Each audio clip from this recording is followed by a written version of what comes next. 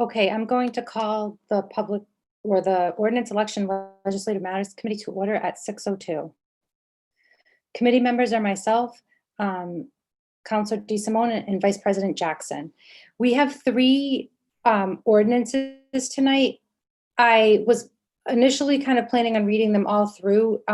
They are going to remain like this in front of the full council, but I thought it may be making sense with, if my committee members are okay with it, for me to just highlight the areas that are different than what has been written before. So I wanted to kind of hear from both of you regarding that. I think that's going to save you a lot of time. And because it was presented to the council, we did have our public hearing, but just reading in the change, I think would be good. Okay. I think so.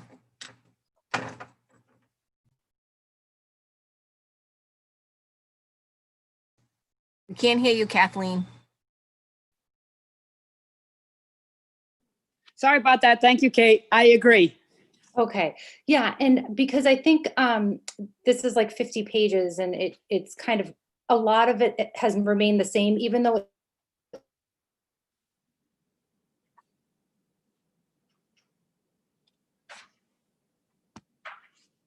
You're frozen. I'm frozen. Can you see me now? You're back. Yep. Okay, sorry about that. So that's the other issue is that I feel like it's going to be a lot of reading and freezing and all of that. So I'm going to start with the changes to the fee changes to the Board of Recreation Commissioners in the Department of Parks and Forestry.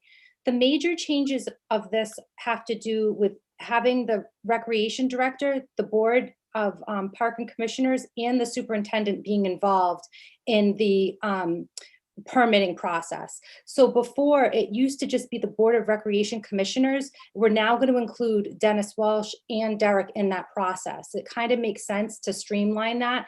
And I spoke to both Derek Corsi about this and Dennis Walsh. So that's one of the major changes. The other change is in section 12-3.3.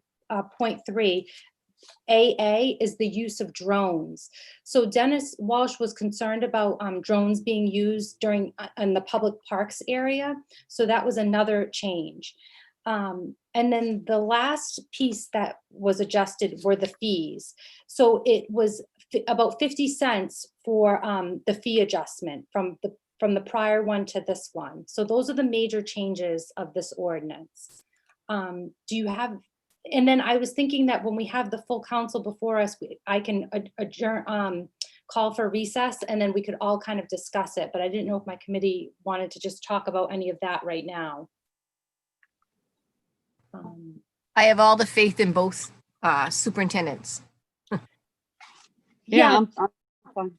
Okay. Yeah, they both explained it to me, and it made sense about some of those changes. And in terms of the fees, I would say it would be nice if we had like a schedule, like even if it was every 7 years or every, like, so people were aware that it would be kind of reviewed, because it kind of just pops out of nowhere. And then I understand that it kind of feels like nobody wants to do it, but at the same time, maybe if it was on a schedule, like every, whatever they decided, like 3 years, 7, 10, and that way it could just be reviewed, then it would kind of feel like it's not coming out of the blue or something.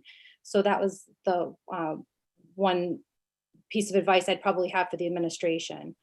That's good advice. Okay. And so then we can kind of go on to the next one, which has to do with the changes for fee increase by the water department. We did have some individuals come out to the public hearing to speak against this. So the major changes of this one do have to do with just the fees being increased here. So the administration felt like it was time to do this, and that it would be the contractor who would be managing this. And I know that that's challenging, because it also can go then to the contractor could then have it go to the new homeowner. So that's kind of the adjustment for that ordinance, and actually the next ordinance as well. Do you have any comments about that? Questions? No, I mean, I'm assuming to some degree, all expenses are transferred to the home buyer, right? I mean, isn't that true in general? Yeah. I Know mean, that. Right? Yeah. that is, Nothing that new is- here. Yeah, so, that is a kind of the major part of that. And also Courtney and, Tom Hayes both came down to speak about this, so at the public hearing, and they were both in favor of it, so. So those are the three that we're gonna be kind of discussing tonight in front of the full council. Do you have any other comments? And I like to, bring down, you know how I like to have a packet at City Hall, so I'm gonna bring my committee minutes to Virginia, and it includes all the notices that we did receive, the letters and everything. So it will be right in City Hall. If you do want to refer back to anything, it will be kind of a nice, neat packet. I like to do that, so. So if we don't have anything else, I will call for a recess at this time. Excuse me, Diana, Yes. are you going to bring out Riverbank Road this evening as well? Yes, so Riverbank Road, I do think that I'm going to be bringing that out as well. So I would, let's see here, let me just grab that. And I'll bring that out later this evening. Is that okay? Okay, so you're still going to have a committee meeting? Yes, so I'm going to recess. you. I'm going to recess right now, and Mhm. when the full council, they can also comment on these things. Does Okay. that make sense? Yep. Okay, all right, perfect. So I will call for a recess. Second. All those in favor? Aye. Bye. We are recessed at 6:09, and I'll see you at 7. Okay, thank you. Thank you.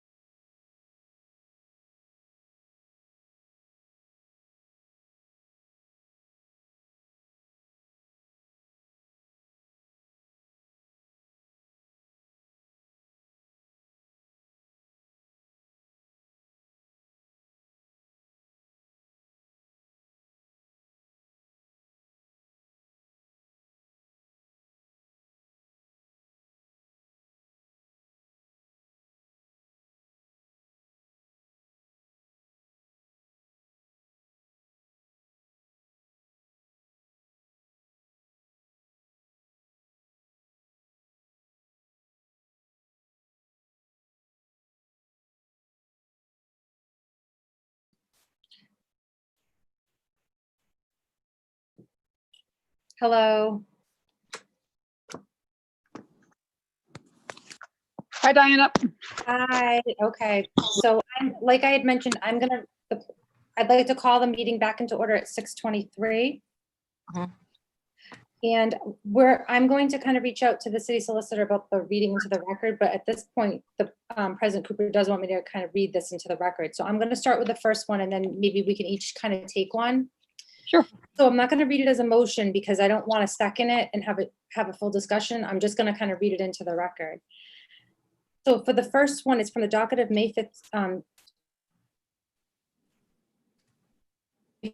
The following amendments to section 12-2 through 12-5 of the revised Ordinance of Attleboro for fees charged by the Board of Recreation Commissioners in the Department of Forestry. Delete section 12-2.4 in its entirety and replace with the following. 12-2.4 proceedings of the Board of Recreation Commissioners the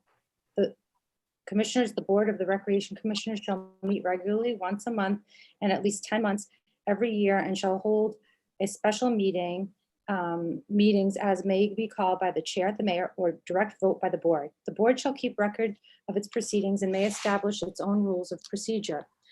2, delete section 12-3.1 in its entirety and replace with the following. 12-3.1, the Recreation Director, Board of Park and Commissioners and/or Superintendent of the Parks and Forestry, Park Superintendent shall enforce the following ordinance in the areas of their respective jurisdictions. 3, delete section 12-3.2 in its entirety and replace with the following. Permits of the use of park facilities, picnics, ball games, athletic meetings, pageants, and other recreation, social, educational, political, patriotic assemblages shall be secured from the park commissioners and/or park superintendent. Requests of the use of the facilities shall be submitted in writing at least 60 days prior to the planned event and shall include the following: name, address, number of applicants, name of the sponsoring organization or individuals, event dates, description of the planned event, and a copy of the certificate of non-for-profit status, form 501c3 if applicable. Any permits to use a recreational facility for any authorized use, including ball games, athletic meets, picnics, and other recreational, social, educational, political, patriotic assemblages shall be secured from the Recreation Director. Requests to use recreation facilities shall be submitted in writing at least 30 days prior to the planned event. No admission fee shall be charged unless the sponsoring group is a not-for-profit organization as determined by the Recreation Director in writing. The Recreation Director, Park Commissioner, and/or Park Superintendent may grant permission and impose such conditions as are necessary to be consistent with the intent of this ordinance. And in the best interest of the safety and well-being of the city of Attleboro and persons using recreation and park facilities. If a request is denied, the Recreation Director, Commissioners, and/or Park Superintendent shall provide a written basis for the denial. 4, delete section 12-3.3 in its entirety and replace with the following. 12-3.3, unless otherwise directed, organized, or permitted by the Commissioners, it shall be unlawful in the parks, commons, playgrounds, athletic fields, and outdoor recreation facilities of the city of Attleboro to A, be present between the hours from dusk till dawn, except with express written permission from the Recreation Director, Commissioner, and/or Park Superintendent, to be at the location after dusk, but no later than 11 p.m. at the lighted facilities. B, operate or park any motor vehicle, including but not limited to automobiles, mopeds, motorcycles, motorbikes, mini bikes, dirt bikes, all-terrain vehicles, trucks, and vans, anywhere other than on the roads, driveways, or parking lots designated for such purpose. The Recreation Director, Commissioners, and/or Park Superintendent shall have the power within their jurisdiction to direct traffic, close any roads, whereas they deem it is a public interest to do so, after conclusion with the appropriate authorities, including but not limited to mayor, police chief, or fire chief. C, operate any motor vehicles for the purpose of learning how to operate said vehicle on any roadway, any road, drive, or parking lot. D, operate any motor vehicle at a speed exceeding 15 miles per hour. Operate any motor vehicle between dusk till dawn except with the provision of section 12-3.3a. Ride or drive an animal with any limits of any recreational facility. G, suffer or permit permit a dog under control and care of a person to enter or remain unless it is led by a leash of a suitable strength, not more than 6 feet in length. At no time shall dogs be allowed in the athletic fields, lawns, animal buildings, or other buildings. In accordance with Chapter 9 of the revised ordinance of the City of Attleboro, the owner or keeper of a dog shall remove any etc. deposit by the dog and be liable for such fines specific to this section. In H, injure, molest, feed, or disturb any animal or in any way interfere with exhibits or barriers provided for their protection. I, cut, injure, deface, or plant, monument, fence, bench, or J, play golf, play ball, golf, or any other games except with a designated for such purposes. Golf is expressly prohibited at the park and recreation facilities under specifically authorized. K, swim, bathe, wade, in any fountain, pool, except for designated for such purpose.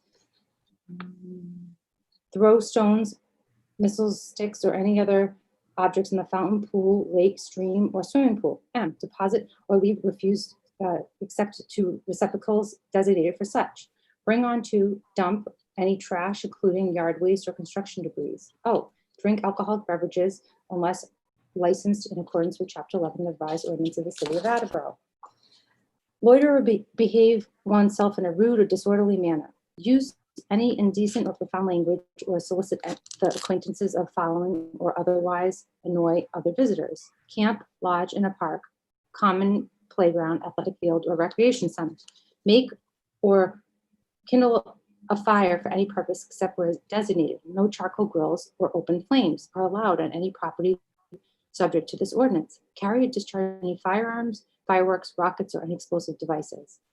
Post any notices, bills, or advertisements matter of any kind of nature. Sell or offer of sale, except at the zoo, gift shop, or any concession stand, any merchandise article or articles whatsoever, or to practice, carry on, conduct, or solicit any trade, occupations, business, or profession. Exclude any person from admittance to any recreational, social, educational, political, or patriotic assemblages, providing that any said persons are not disruptive or violent in any other provisions of this ordinance. Leave children and pets unattended in unattended vehicles. Use of metal detectors. Use of any form of tobacco, marijuana, or vaping products on the park recreational property. Erect a permit structure in the park or recreational facility without the approval of the Commissioner of Directors. AA, use of drones. 5, delete section 12-3.4 in its entirety and replace with the following. 12-3.4, the Recreation Director, Commissioner, and/or Park Superintendent have the right to waive any or all of the provisions in section 12-3.3 or establish conditions specific to an activity that are in the best interest of the safety of the well-being of the City of Attleboro and the persons using recreation and park facilities. Requests for the exemption shall be in writing submitted to the Recreation Director, Commissioner, and/or Park Superintendent during the permitted request application process. 6, delete section 12-3.5 in its entirety and replace with the following. 12-3.5, any person who disrupts any activity being held at the park, common ground, athletic field, and or recreation center shall be removed from the facility. A person who violates any provision of this ordinance shall be punished by a fine according to the following schedule unless a higher applicable penalty is provided in any other section of the ordinance of the City of Attleboro. A, first fine, $150. Second offense, and each offense thereafter, $300. Such penalties shall be assessed in accordance with the provisions of the non-criminal deposition of the violation in General Law, Chapter 40, Section 21D, as amended. In addition, any person responsible for damaging the park, common ground, athletic field, recreation center, or equipment facility associated therein shall be liable to pay the cost incurred to repair such damage, including the labor charges of the staff, workers, or contractors who perform the repaired work. 7, delete section 12-3.6 in its entirety and replace with the following. 12-3.6, cancellation authority of the Recreation Director, Commissioner, and/or Park Superintendent reserve the right to deny any athletic field or event from being held in the athletic field due to inclement weather and/or poor field conditions. The Recreation Director, Commissioner, and/or Park Superintendent may establish an weather clause as necessary. Teams or leagues in violation of this ordinance shall be subjected to one or more of the following disciplinary actions. A, written warning to the president or the chairman of the organization for the first offense, suspension of the teams and or organization from practicing on the athletic field for 1 week, or fortunate of the privilege of the team organization and the practice of playing games on the athletic field for the remainder of the season. Financial restitution by a team or organization for the damage of the athletic field. 8, delete section 12-3.7 in its entirety and replace with the following. 12-3.7, Cape Park Zoo admission fees policy, new fees beginning January 2nd, 2021. Children under age 3, for residents free, also non-residents free. Children ages 3 to 12, $7, and non-residents are $8. Adult ages 13 and over are $8 and $9.50 for non-residents. Senior citizens age 65 and over are $6.25, or for non-residents, $7.25. Military is $5.25, and it's also $5.25 for non-residents. Group rates for 5 or more individuals of non-for-profit organizations only are children under 3, residents free, non-residents free. Youth ages 3 to 12, $6.50 for residents and $7.50 for non-residents. And adult ages 13 and over are $7.50 for residents and $9 for non-residents. Annual membership, individual is $35.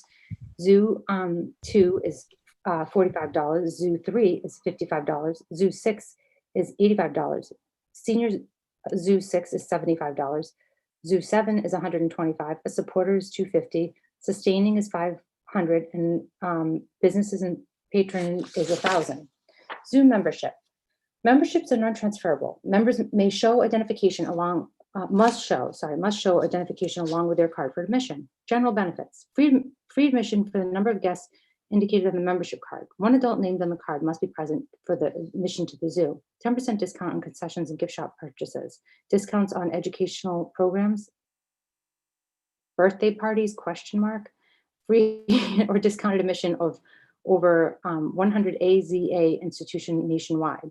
Zoo 2, Zoo 3, Zoo 6, and Senior Zoo 6 allowed 2 adults to be named on the card and 1 who needs to be present for the admission to the zoo.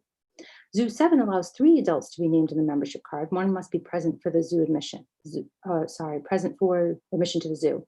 Additional guests may be added to the Zoo 7 for $10 per guest at the time of membership purchase. Zoo supporter provides free admission to up to 10 guests, 1 who must be an adult named on the membership card. 3 adults can be named on the cards. Zoo sustaining membership allows for free admission for up to 15 guests, 1 of whom is an adult named on the card. 3 adults can be named on the membership card. Zoo sustaining membership includes 50% discount on concession gift shop purchases. Zoo patrons allows for free admission for up to 20 guests, 1 of whom is an adult named on the membership card. 3 adults can be named on the card. Zoo patron membership includes 20% discount on the concession gift shop purchases, discount to admission of the zoo events, and 2 direct rounds behind the scene tours for up to 5 people. Tour must be arranged in advance. Business membership allows for free admission for up to 20 guests, 1 of whom must be an employee of the business. The employee must bring the business membership card and proof of employment with the business. Business membership receives 20% discount on concessions and gift shop purchases, discounted admission for the business's owner to a special zoo events such as Zoo Moon, Zoo, and Zoo Boo. 2 direct rounds behind the scene tours for up to 5 people. Tour must be scheduled in advance. All children under the age of 13 must be accompanied by an adult. School-age persons may not enter the zoo during school hours unless accompanied by a chaperone. Disabled people who are assisted by a working dog must be accompanied by a staff member when visiting the zoo. The zoo superintendent and zoo director shall have the authority to waive the admission fee during inclement weather. The zoo admission fee or pass shall cover the entire day. Person will be permitted to leave and re-enter the zoo on the same day without having to pay for an additional fee. This is during the regular zoo hours only. The superintendent of the park and forestry and the zoo director shall be responsible for implementing the provisions of this ordinance and for the safekeep of and accounting of the monies collected. All the monies collected from admission fees shall be deposited into a revolving fund in accordance with the provision of Mass General Law, Chapter 44, Section 52, 1.5E. All persons involved in handling such money shall give a bond to the city of Attleboro in the amount determined by the city treasurer.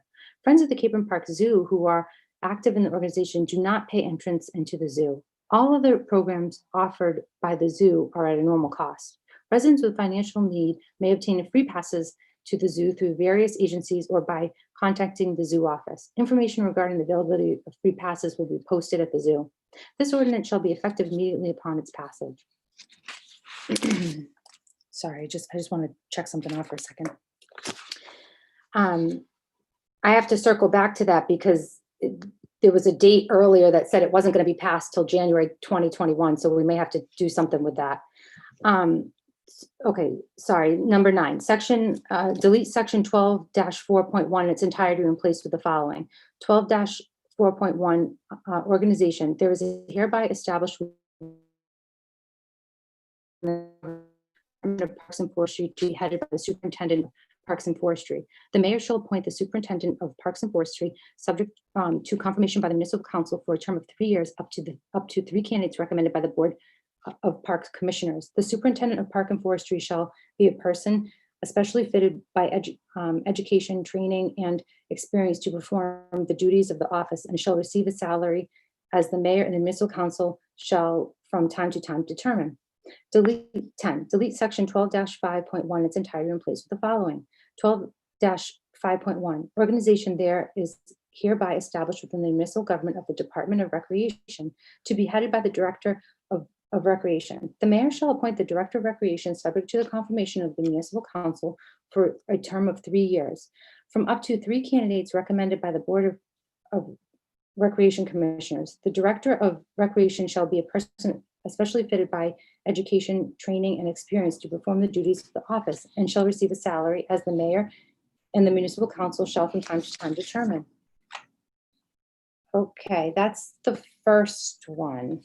So want me to read water, Diana? If you don't mind, is that okay? I don't mind at all. Not Okay, at all. yeah. And you're not reading them as a motion right now, is that right? Yeah, it's just kind of just like from the docket of, and then you can kind of just say the following amendment is, yeah. Okay. So I want to make sure I'm not on mute. So I hereby request the following amendments to section 16-10 through 16-14 of the revised ordinances. Number 1, delete the title of section 6-10 water main installation and replace it with new water main and service installation. 2, delete section 16-10.2 in its entirety and replace with the following. 16-10.2, if approval is granted, the applicant shall, at his expense, contract for all labor and material necessary for installing the water main extension or new water service. There shall be a street opening permit as provided in section 16-6.7, a connection permit with a fee according to the schedule below, which shall include the inspection of said water main or service. The fee shall be paid to the city of Attleboro at the time of the application. A new permit, subject to the fees below, shall be required for each water main extension or service connection to the city water mains. A, water main extension, $2,000 plus $4 per linear foot of water main installed.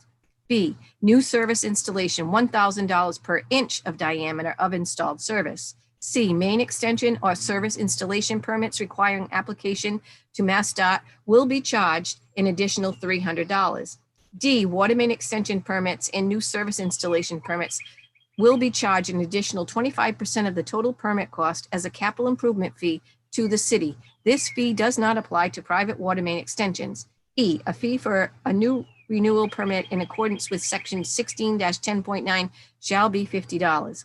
3, delete section 16-10.3 in its entirety and replace with the following. 16-10.3, the superintendent of water shall determine the size of all water mains and the placing of valves in conjunction with the fire chief to become the property and responsibility of the city of Attleboro. The installing contractor shall conform to city specifications and be responsible for leaks, defective material, trench settlement, and trench pavement patching for a period of 1 year from the date water is permanently turned on in the main. 4, delete section 16-10.5 in its entirety and replace with the following. 16-10.5, before commencement of any installation, the installing contractor shall notify the superintendent of water as to when the installation is to commence. No work involving any part of the present or proposed water system shall be done except in the presence of the Department of the water superintendent or designee. 5, delete section 16-10.6 in its entirety. 6, delete section 16-10.8 in its entirety and replace with the following. 16-10.8 general. No person shall connect to any water line, main, or make any service connections unless a permit to do so has been granted by the superintendent of water. This ordinance shall not apply to employees of the city of Attleboro acting under the direction of superintendent. Whoever is found installing a water service connection or water main extension before applying for and obtaining a signed permit shall be punished by a fine of not more than double the cost of the required permit, as well as an additional fine in the same amount for any subsequent offense.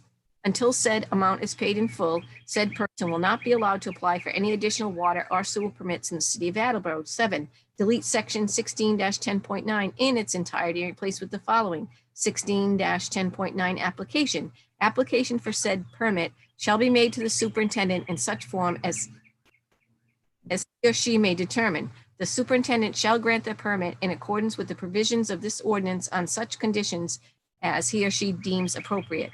The permit shall expire in 60 days from the date of its issuance unless it's sooner revoked as provided for herein. The permit may be renewed by the superintendent for an additional 30 days upon written application thereof by the permit holder. Permit fees will be charged to the applicant according to the fee schedule in 16-10.2. 8, delete section 16-10.14 in its entirety.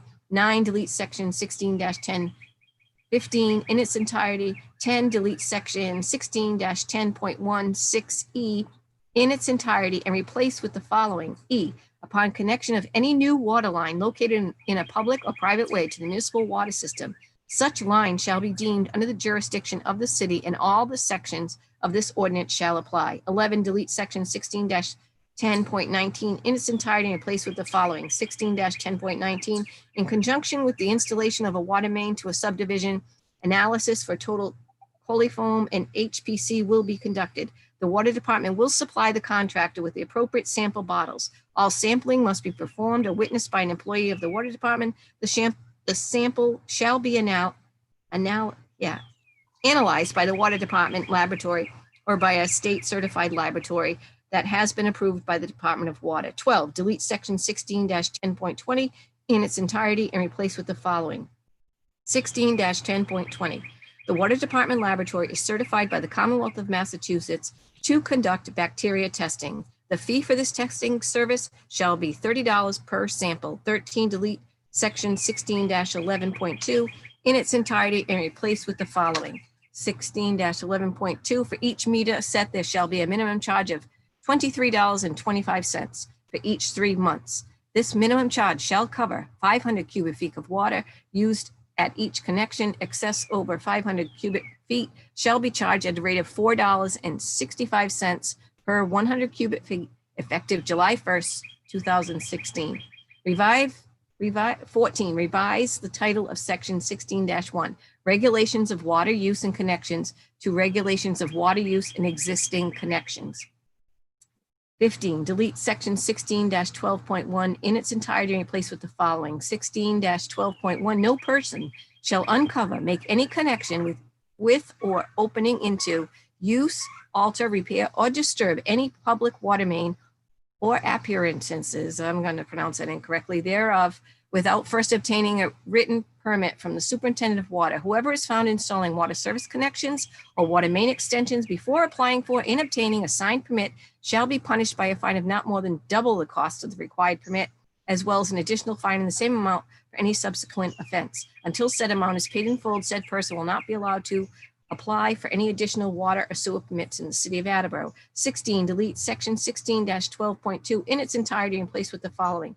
16-12.2, application to said permit of 16-12.1 shall be on a form furnished by the superintendent of water and shall be supplemented by plans, specifications, or other information considered pertinent in the judgment of the superintendent of water. There shall be a street opening permit as provided in 16-6.7 and a fee of $300 for an inspection of alterations or replacements of existing services. All fees shall be paid to the city of Attleboro at the time of application. 17, delete section 16-12.3 in its entirety and replace with the following. 16-12.3, the installation, alteration, or repair of any water service line from a water main to any premises shall be done at the expense of the property owner, except as noted elsewhere in this subsection. All such work shall be done in accordance with standards set by the superintendent of water. Contractors hired to do such work shall be bonded and shall have a minimum of 3 years' experience in such installations. Such work shall be inspired by an authorized representative of the Department of Water during said work and prior to the backfilling or covering of such work. Installation requiring the operation of distribution system valves by water department personnel will be charged a fee of $250. After a water service line is in place, tested and accepted by the city of Attleboro, the portion of said line extending from the water main to and including the curb stop shall become the property and responsibility of the city, except that the property owner shall be responsible for leaks, defective materials, trench settlement, and trench pavement patching for a period of 1 year from the date of acceptance. Delete 16-12.4. It is entirely in place with the following. 16-12.4. After a service has been laid to any premises, the Department of Water in furnishing water or material or performing labor for said service shall deal only with the owner of said premises. Such owner shall keep the Department of Water advised of the address to which bills, notices, and other communications to him or may be delivered. The owner of the premises shall be held responsible for all rates and changes. Water have been shut off, but non-payment shall not be turned on so long as there is an unpaid charge against the premises. A fee of $25 will be charged for all final readings and inspections related to sale or transfer of property. 19. Delete section 16-12.5 in its entirety and replace with the following. 16-12.5, all persons receiving water shall keep the fixtures, valves, and service pipe within the owner's property in good repair and fully protected from frost, and shall prevent all unnecessary waste of water. Water shall not be left running for the purpose of preventing the freezing of pipes, faucets, fixtures, or hydrants unless the same is ordered or permitted by the superintendent of water. The city shall not be liable for leakage of hydrants, faucets, pipes, fixtures, or valves upon the premises of the water users, nor any obstructions therein by frost or otherwise, nor for any damage resulting from any of the foregoing causes. A, all new constructions of buildings, regardless of use, are required to install water-saving devices and low-flow appliances if said building is supplied with water. B, all substantial renovations or alterations to existing buildings, regardless of the building's use, are required to install water-saving devices and low-flow appliances if said building is supplied with water. C, for the purposes of this section, the term substantial renovation or alteration shall mean work which costs more than 20% of the assessed value of the building before the renovations or alterations. D, any change of use of an existing building shall be required to install water-saving devices and low-flow appliances where the change in use is deemed to be intensification of the previous use as determined by the building inspector. E, the water department, at the discretion of the superintendent, may charge a fee of $450 for assistance related to the repeated freezing of private plumbing or the water service. 20, delete section 16-12.6 in its entirety. 21, delete section 16-12.7 in its entirety and replace with the following. 16-12.7, no water shall be supplied to any user except through a meter owned by the city. Any water user requiring a meter larger than the standard 5/8 inch shall purchase the meter from the city vendor that is under contract. Title and access to the meter shall remain with the city, and all present rules and regulations of the Department of Water shall apply thereto. A, the superintendent of water or his or her designee shall have the authority to access any water meter for the purpose of visually inspecting the meter and record the reading. In cases where unusual readings or activities have taken place or suspected of taking place, the water superintendent or his or her designee can make random inspections of the water meter. B, once a meter has been installed and inspected by the water department, any alterations to the water meter and or meter connections, including the piping, cannot be made without written permission from the water superintendent. C, if a water meter connections or piping appears to have been altered, a fine of $300 shall be levied against the owner or person occupying the premises. 22, delete section 16-12.9 in its entirety and replace with the following. 16-12.9, no alteration shall be made in any of the pipes or fixtures under the jurisdiction of the city, and no meter shall be removed without the permission in writing of the superintendent of water. All persons, firms, or corporations wishing to install air conditioning or cooling units, regardless of size, requiring the use of the city water, shall notify the superintendent of water in writing and enclose the manufacturer's catalog description of the unit. 23, delete section 16-12.11 in its entirety and replace with the following. 16-12.11, if for any reason the owner of any premises wishes the water shut off or the meter removed and the charge is stopped, he must give notice to the superintendent of water. A charge of $25 shall be made for shutting off the water and or removing the meter. When the meter is reset and or the water turned on, another charge of $25 shall be made. The superintendent of water or his or her designee may enter premises of any water user for any purpose connected with discharge of his duties and may remove or replace any meter that is not working properly or make any repairs necessary. 24, delete section 16-12.12C in its entirety and replace with the following. C, if it appears that the meter has registered with substantial accuracy, the expense of the examination and tests shall be paid by the person applying therefor. The expense for each examination and test shall be $11. If it appears that the meter has not registered within 2% of the accuracy, the expense of the examination and test shall be borne by the city. If the person requests the meter to be tested by an independent vendor, that person shall pay the cost of the test.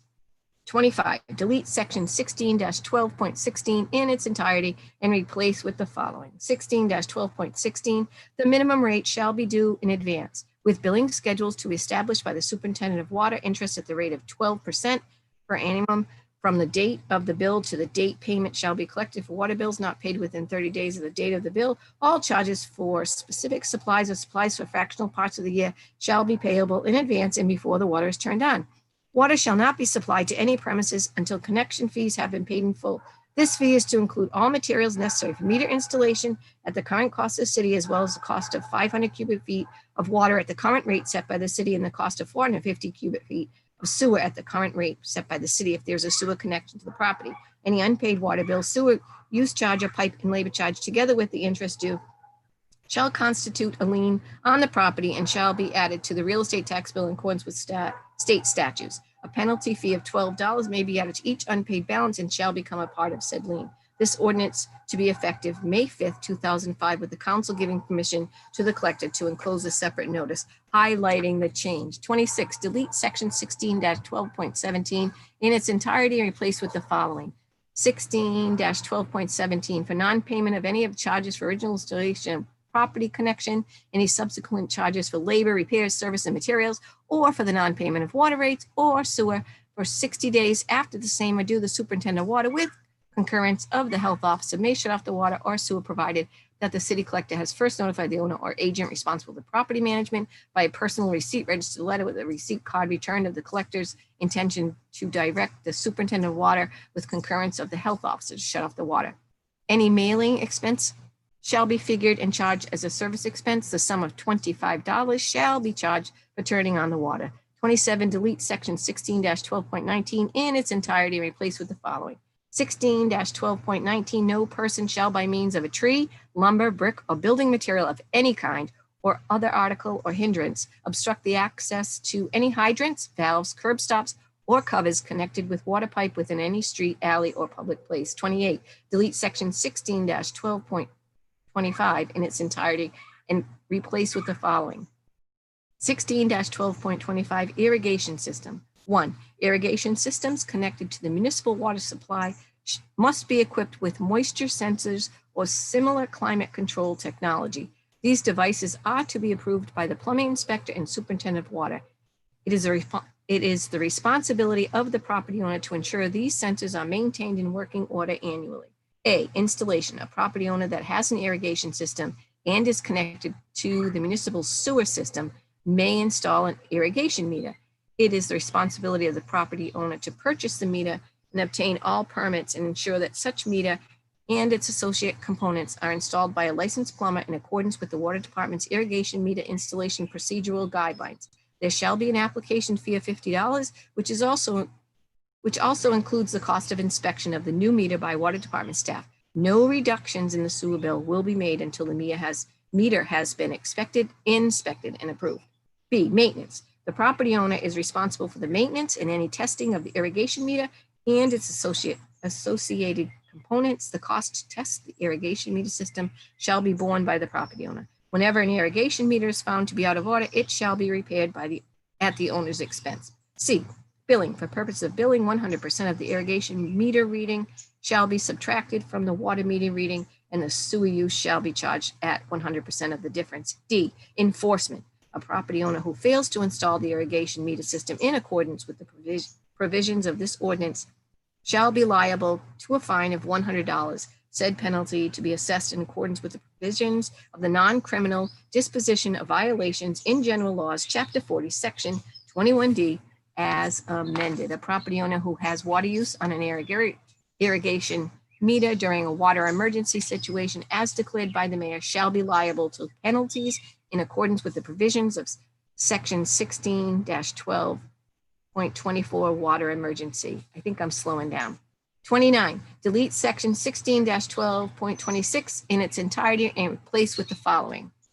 Section 16-12.26 hydrant use. If for any reason a contractor wishes to use a hydrant, a fee of $200 will be paid and an application form filled out. The department will designate the hydrant to be used and an employee from the city will turn the hydrant on and off. It will be the contractor's responsibility to provide the valve, meter, and backflow preventer for the hydrant setup, or to rent the proper equipment from the water department. The rental fee shall be $300 per week or $1,000 per 30 days with an additional deposit of $1,500, which will be returned to the renter upon return of the hydrant setup at the water department. Should the rented equipment be damaged or not returned to the water department, the above deposit will remain the property of the water department. The backflow preventer shall be tested and certified in the last 12 months or be tested by the city before use. If the contractor damages the hydrant because of improper use, he or she will be charged the cost of repair or replacement of the hydrant. The water used will be billed at the current rate set by the city. 30, delete Section 16-12.27 in its entirety and replace with the following. Section 16-12.27, any water user requiring a meter larger than 5/8 of an inch will be required to purchase the meter. The meter shall be the type required by the department. It will be the owner's responsibility to have the meter tested annually and to maintain the meter in proper working order. Access to the meter shall remain within the city, and all present rules and regulations of the department shall apply. 31, to add new Section 16-12.28 with the following. Section 16-12.28, any person who fails to be present for a scheduled appointment without prior notification to the water department may be charged a $25 missed appointment fee at the discretion of the superintendent. 32, add new Section 16-12.29 with the following.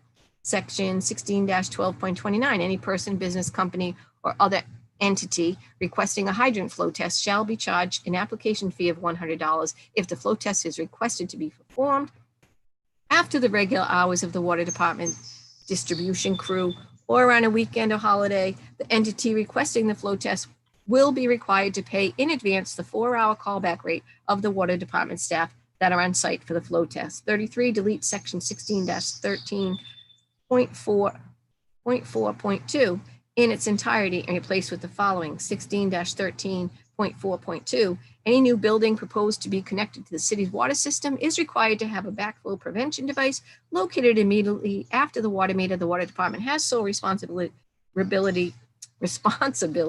to determine the type of backflow preventer required based on the degree of hazard. The property owner will be responsible for the cost of the device and associated installation costs. The backflow preventer must be maintained according to Mass Department of Environmental Protection Regulations 310 CMR 22.22. 34, delete Section 16-13.6 in its entirety and replace with the following. 16-13.6 fees. The department shall charge the following fees in connection with the administration of the cross connection and backflow prevention program. Cross connection survey, $85 per unit per day. Cross connection survey after initial non-compliant survey, $50. Test of backflow prevention device by the city, $65 per device. Administration fee for test of backflow prevention device by an approved alternate tester, $25 per device. Permit for backflow prevention device, $50 per device. Permit for hydrant connection, $200 per connection. Delete section 16-14 in its entirety and replace with the following. Whew.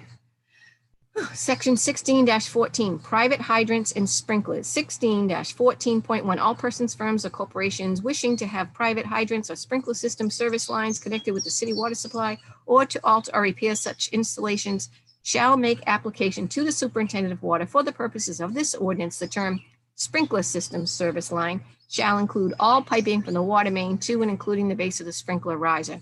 All such applications and plans for installation, alteration, or repair of private hydrants or sprinkler system service lines shall be submitted in duplicate and shall be subject to the inspection and approval of the superintendent of water. Water shall not be turned on unless authorized by the superintendent. The superintendent may inspect the hydrants or sprinkler system service lines as often as he or she deems necessary. Permit and inspection fees shall be charged according to 16-10.2. All such fees shall be paid to the city of Attleboro at the time of application is filled. 16-14.2. The installation, alteration, or repair of private hydrants and sprinkler system service lines shall be done at the expense of the property owner. All such work shall be done in accordance with the standards set by the superintendent of water. Contractors hired to do such work shall be bonded and shall also have the proper indemnification and liability insurance as required under section 16-6.5 and shall have a minimum of 3 years experience in such installation. Such work shall be inspected by authorized representative of the department during said work and prior to the backfilling or covering of such work. Permit inspection fees will be charged according to 16-12.2. All such fees shall be paid to the city of Attleboro at the time the application is filed. All materials used in the installation, alteration, or repair of a private hydrant or sprinkler service shall conform to American Water Works standards, AWWA standards, and those of the National Board of Fire Underwriters, and shall be of the current make and model specified by the city. Sprinkler systems and valves shall be provided with tamper-proof protection as directed by the fire chief or under the discretion of his assistants.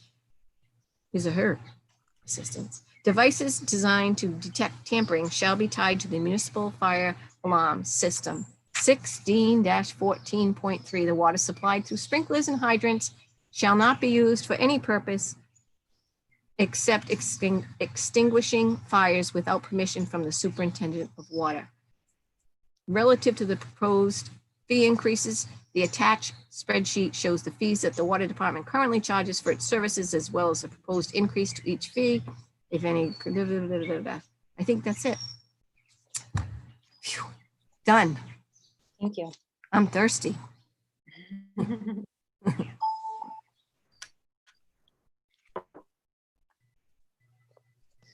Nice job, Kate. Kathleen, you're up next. Oh, I thought we were moving on. Hang on. Okay, yeah, we might be. It's, well, I say that only because it's after 7. Yep. We have to read this though, because this has to come out. Oh, okay, all right. Okay, so, blah, blah, blah. Regarding changes made to the wastewater department, section 16-15, building, sewers, and connections as follows. 1, delete section 16-15.6, building, sewers, and connections in its entirety and replace with the following. 16-15.6, building, sewers, and connections, amended 10/16/07, 4/5/16. A, no unauthorized person shall uncover, make any connections with, or opening into, use, alter, or disturb any public sewer or appurtenances thereof without first obtaining a written permit from the superintendent. Any person proposing a new discharge into the system or a substantial change in the volume or character of pollutants that are being discharged into the system shall notify the superintendent at least 45 days prior to the proposed change or connection. B, there shall be 3 classes of building sewer permits for residential and commercial service. There shall be a street opening fee as indicated in section 16-6.7 of the ordinance, and a $500 fee for each sewer connection inspection to a single residence, and a $650 fee for each sewer connection to a multi-unit condominium or commercial building. Each residential unit shall be considered as a single residence and will require an individual sewer service to the main. The permit shall expire in 60 days from the date of its issuance unless it is sooner revoked as provided from herein. The permit may be renewed by the superintendent for an additional 30 days upon written application thereof by the permit holder. The fee for a renewal permit shall be $50. All fees shall be paid to the city of Attleboro at the time the permit is issued. A dig safe certificate number and a sidewalk opening permit will be required before any sewer connection permits are issued. Service installation, single-family residential sewer connection fee, $500. Service installation, multi-unit condominium sewer connection fee, $650. Service installation, commercial sewer connection fee, $650. For the alteration or repair of any residential or commercial building sewer from a sewer main to any premises, there shall be a fee of $300. All fees shall be paid to the city of Attleboro at the time the permit is issued. A dig safe certificate number and a sidewalk opening permit shall be obtained before any sewer connection permit shall be issued. Service, alteration or repair, single-family residential sewer connection fee, $300. Service, alteration or repair, multi-unit condominium sewer connection fee, $300. Service, alteration or repair, commercial sewer connection fee, $300. There shall be a fee of $650 for each commercial grease interceptor trap installed. All fees shall be paid to the city of Attleboro at the time the permit is issued. A dig safe certificate number and a sidewalk opening permit shall be obtained before any sewer connection permits are issued. Service, installation of a commercial grease trap, interceptor trap fee, $650. For the alteration or repair of any commercial grease interceptor trap, there shall be a fee of $300. All fees shall be paid to the city of Attleboro at the time the permit is issued. A dig safe certificate number and a sidewalk opening permit shall be obtained before any sewer connection permits are issued. Service, alteration or repair, commercial grease interceptor trap fee, $300. A street opening permit as described in section 16-6.7 and a sewer connection inspection fee of $650 shall be required of any establishment producing industrial wastes. All fees shall be paid to the city of Attleboro at the time the permit is issued. Further regulations and penalties shall apply in accordance with Mass General Law, Chapter 83, Section 8. The owner or his or her agent shall complete a permit application furnished by the Department of Wastewater. The permit shall be supplemented by any plans, specifications, or other information considered pertinent in the judgment of the superintendent. Service, installation, industrial sewer fee connection fee, $650. C, all costs and expenses incident to the installation and connecting of the building sewer shall be borne by the owner. The owner shall indemnify the city from any loss or damage that may be directly or indirectly occasioned by the installation of the building sewer. D, a separate and independent building sewer shall be provided for every building, except where one building stands at the rear of another on an interior lot and no private sewer is available or can be constructed to the rear of the building through an adjoining alley, court, or driveway.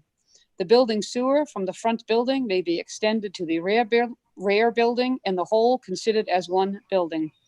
E, old building sewers may be used in connection with new buildings only if the superintendent determines that such old sewers comply with all requirements of this ordinance.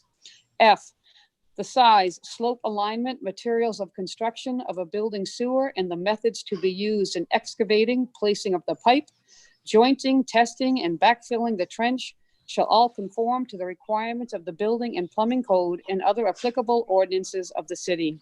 In the absence of code provisions or in amplification thereof, the materials and procedures set forth in the ASTM and WPCF Manual of Practice Number 9 shall apply.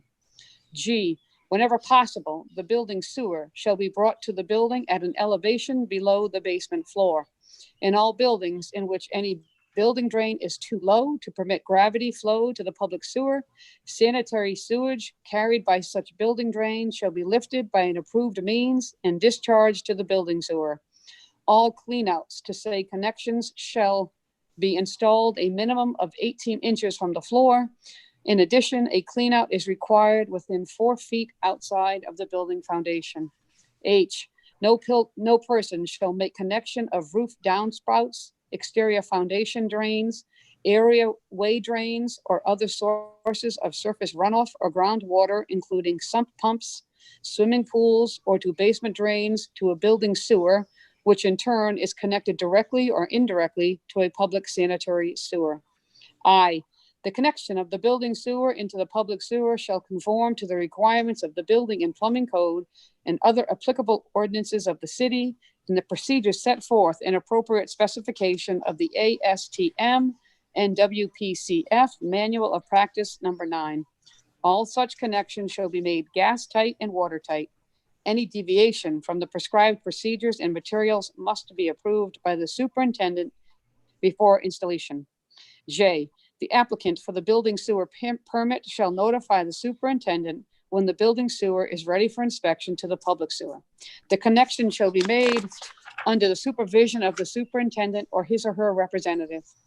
Upon connection of any sewer line located in any land or way, public or private, opened or proposed to be opened for public travel to the municipal wastewater system, such line shall be a public sewer as defined in section 16-15.3I. K, all excavations for building sewer installation shall be adequately guarded with barricades and lights to protect the public from hazard. Streets, sidewalks, parkways, and other public property disturbed in the course of the work shall be restored in a manner satisfactory to the city. L, the installation, alteration, or repair of any building sewer from a sewer main to any premises shall be done at the expense of the property owner. All such work shall be done in accordance with standards set by the superintendent. Contractors hired to do such work shall be bonded and shall have a minimum of 3 years' experience in such installations. An authorized representative of the department shall inspect such work during said work and prior to the backfilling or covering of such work. M, whoever is found installing or repairing a sewer connection or extension before applying and obtaining a signed proper permit shall be punished by a fine of not more than $100 for the first offense and $200 for any subsequent offense. Until said amount is paid in full, said person will not be allowed to apply for any additional water or sewer permits in the city of Attleboro. All permits issued herein shall be physically present at the job site. If any person is found to be installing or repairing a sewer connection or extension without a permit at the job site. Okay, there's a typo here.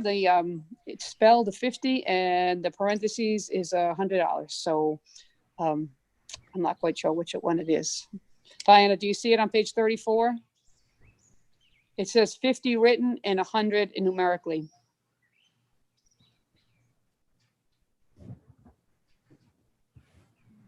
Sorry, I'm looking at the June 2nd one. I was looking at that, but you said 34 for the one for tonight. And it's saying, I'm gonna put a little. I'm on page 34, yep. Section M, it is written as 50, but it's numerically displayed as $100 fine. Okay, thank you. Yep. I'm gonna go with 100 per the president's suggestion.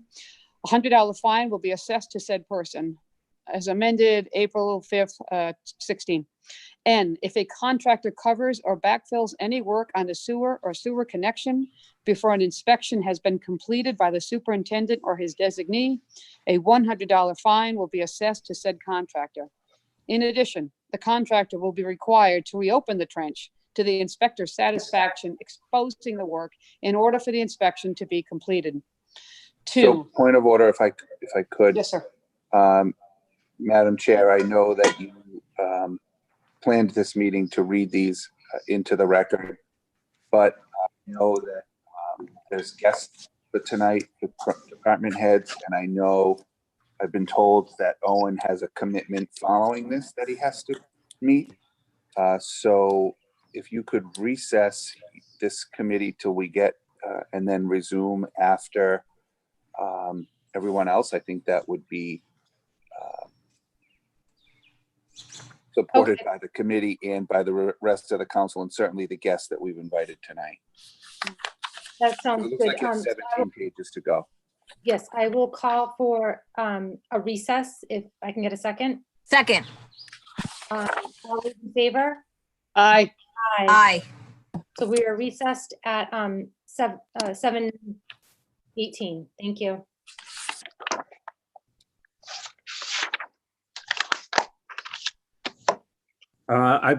Is it all right to go ahead? It is, yes. Okay. Make sure I would like to call the Personnel and Veterans and Human Services Committee to order at 7:17. And we have a guest tonight with us, Owen Bobo, who's with the Personnel Committee, Personnel Office. And Owen, do I see you on the screen? Is Owen with us? Yes. Okay. He's muted. Owen, you're muted. Owen, can you hear us? Are you muted?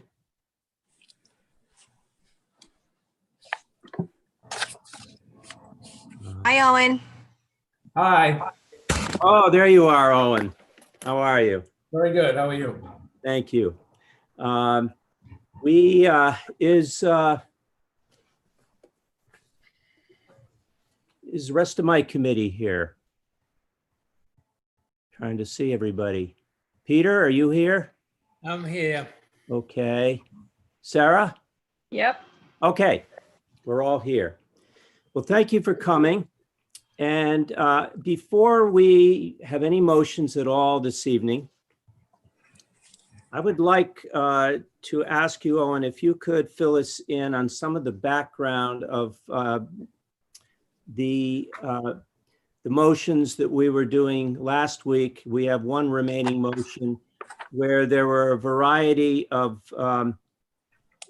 internal transfers due to miscalculations.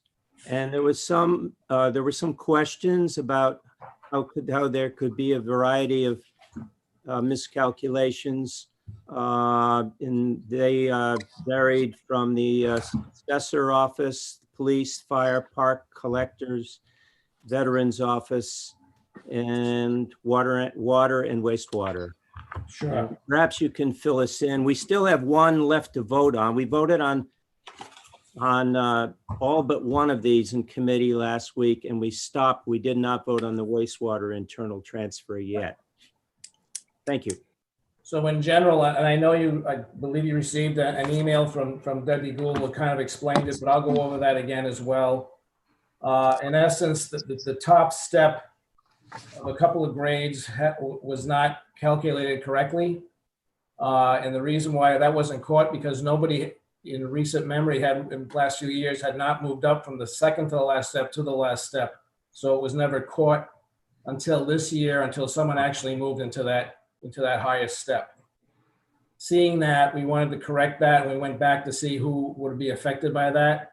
And those are the people in those positions, in those departments rather, who would have been affected by that, and thus the transfer was needed. And for the transfer that was for the wastewater, is that they have enough funding to cover this from prior years. So that's why I believe, as Deb explained, there's no account number in there. Right.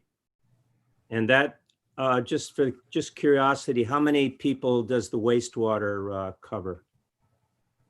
Do we know? One. One person. Right. Are there any questions from the committee for Owen? Okay. Owen, Yes, I have a question. sure, One time I recall, first of all, thank you for coming down. sure. I recall that someone, I don't know if it was in personnel or if it was in the treasurer's office, but several years back, prior to your time anyway, there used to be a letter that went out whenever this type of system change was happening, and it went to the department heads. Does this not occur anymore? Well, when we have changes in any COLA changes, or like we did the last time, let's say for the example, a good example would be the last contract we negotiated. it has additional steps for the new people so we can spread out the payments to help save money. So those department heads would know about that, In this case, it just was a transposition error that no one had caught at the time. But normally if something changes, whether it be a COLA change or additional steps, they always would know about that. Okay, so this was just a human oversight error. Somebody put the numbers in wrong. It was just transposition, and it was caught simply because someone finally moved from the second to last step to the last step. We looked at the calculations and said, wait a minute, this was wrong.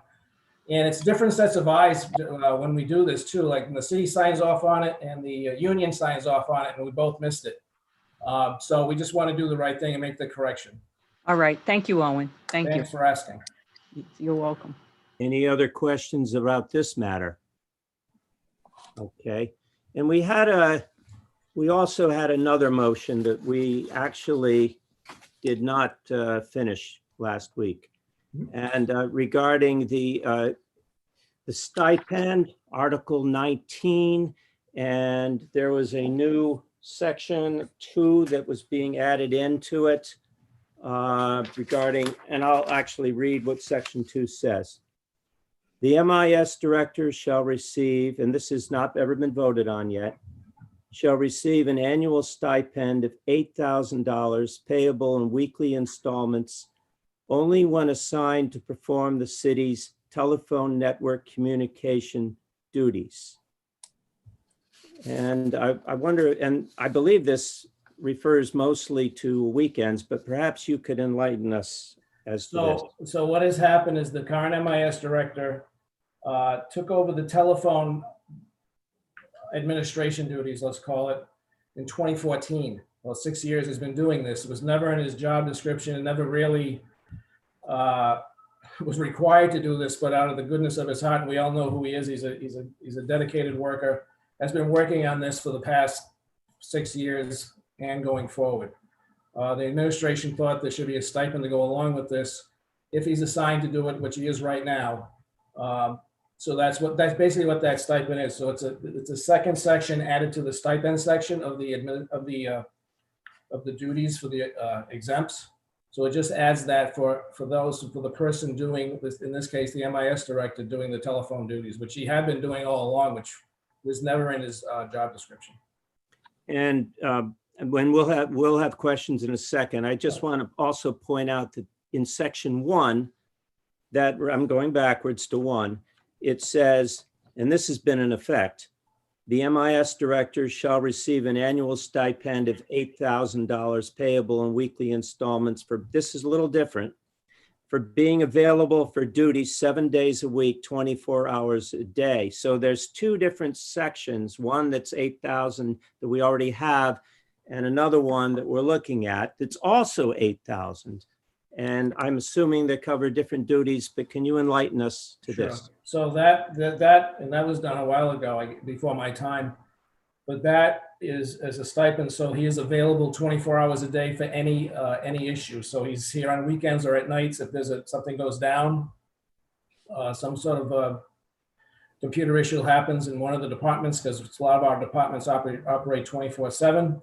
So he is available to take care of that. And that was, again, I don't remember what date that was. I didn't research that, but that is the intent of that stipend, to be available 24/7. But I am assuming that that did not cover telephone because that was being done by somebody else at that time, right? Either done by someone else, or he had been, like I said, he had just been doing it on his own, well, to jump in the last 6 years. So the availability for 24/7 was just to handle anything technical that needed to be handled by him or his department. Are there any questions from the committee? Peter, thank you. I just maybe bring you up to speed a little. There was a gentleman on the fire department who used to take care of the phones. When he retired, somebody else took over on the fire department. That had a stipend, I believe. When he, through negotiations or whatever, he resigned that position and they couldn't get anybody to fill it. that's when gentleman stepped in and took over on a temporary basis its last 6 years. So it was a paid position at one time for that telephone repair Okay. section, right, Owen? It was a way back, Peter, that's correct. 6 years ago, as a matter of fact. So it's not that it wasn't a paid position. It was paid at one time, and it was One time. paid to a fireman. There was a stipend to do that work, yes. Yeah. Well, thank you for filling us in on that. Are there any other questions or comments? I have a question. Yes, please go ahead. Owen, thanks for coming. Thanks for the clarity. My question is, why aren't we, this is two stipends, two pretty hefty ones. Why aren't we evaluating the step, the grade, and the job description to put these duties in the director position, especially given the council is contemplating additional resources for that department? So, why wouldn't we do that to adequately compensate for the position versus two stipends totaling $16,000? That's a good question. Usually when we do grade changes, it's because someone's been, we had a grade change recently, a few weeks back, I think you approved. That position changed into multiple duties and really kind of changed to what it originally was. So we kind of looked at it and said, maybe we do that, but this is really doing one specific function. If he's not doing it, he's not going to get paid for it. So that's why it's written as it is.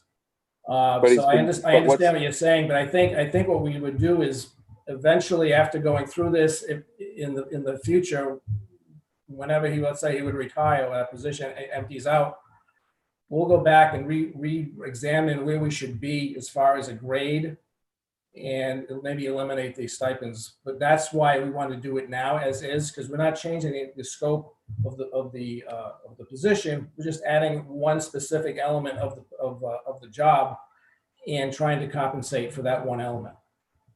So I'm just going to push back a little bit if I could, because if he's been doing it since 2014 for Section 2, and he's been doing it since nobody can remember for Section 1, that feels like the job duties in and of itself and the responsibilities of the position to me have changed, and would warrant that. I know you and I had a discussion, and there is no motion, so I'm going to say it, about a stipend or applying the financial analysis stipend to the auditor's position, given she provides that, or that role provides that service to the council during budget time, since we have been unable to fill that or fulfill that position since Mr. Castro left it. So I feel like I don't disagree, not one iota, that Bill should be getting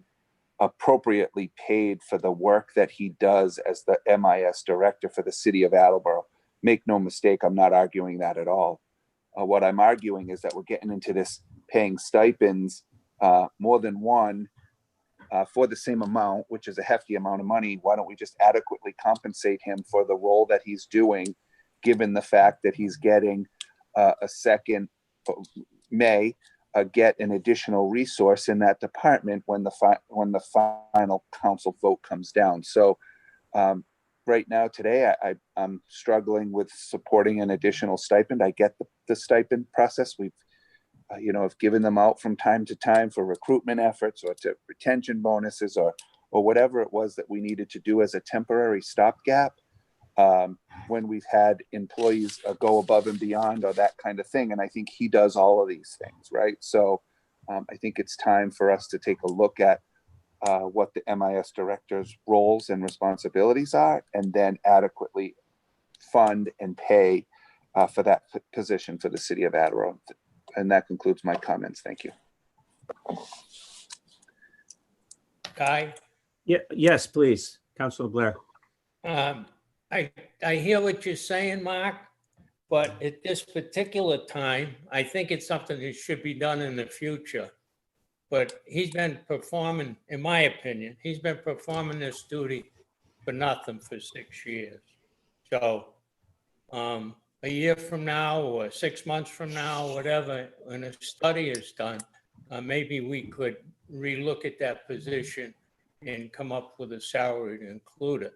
But as he's getting a stipend, that doesn't affect his pension and it doesn't affect benefits.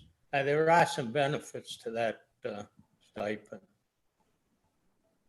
Thank you. I have a question. Councilor Reynolds, yes.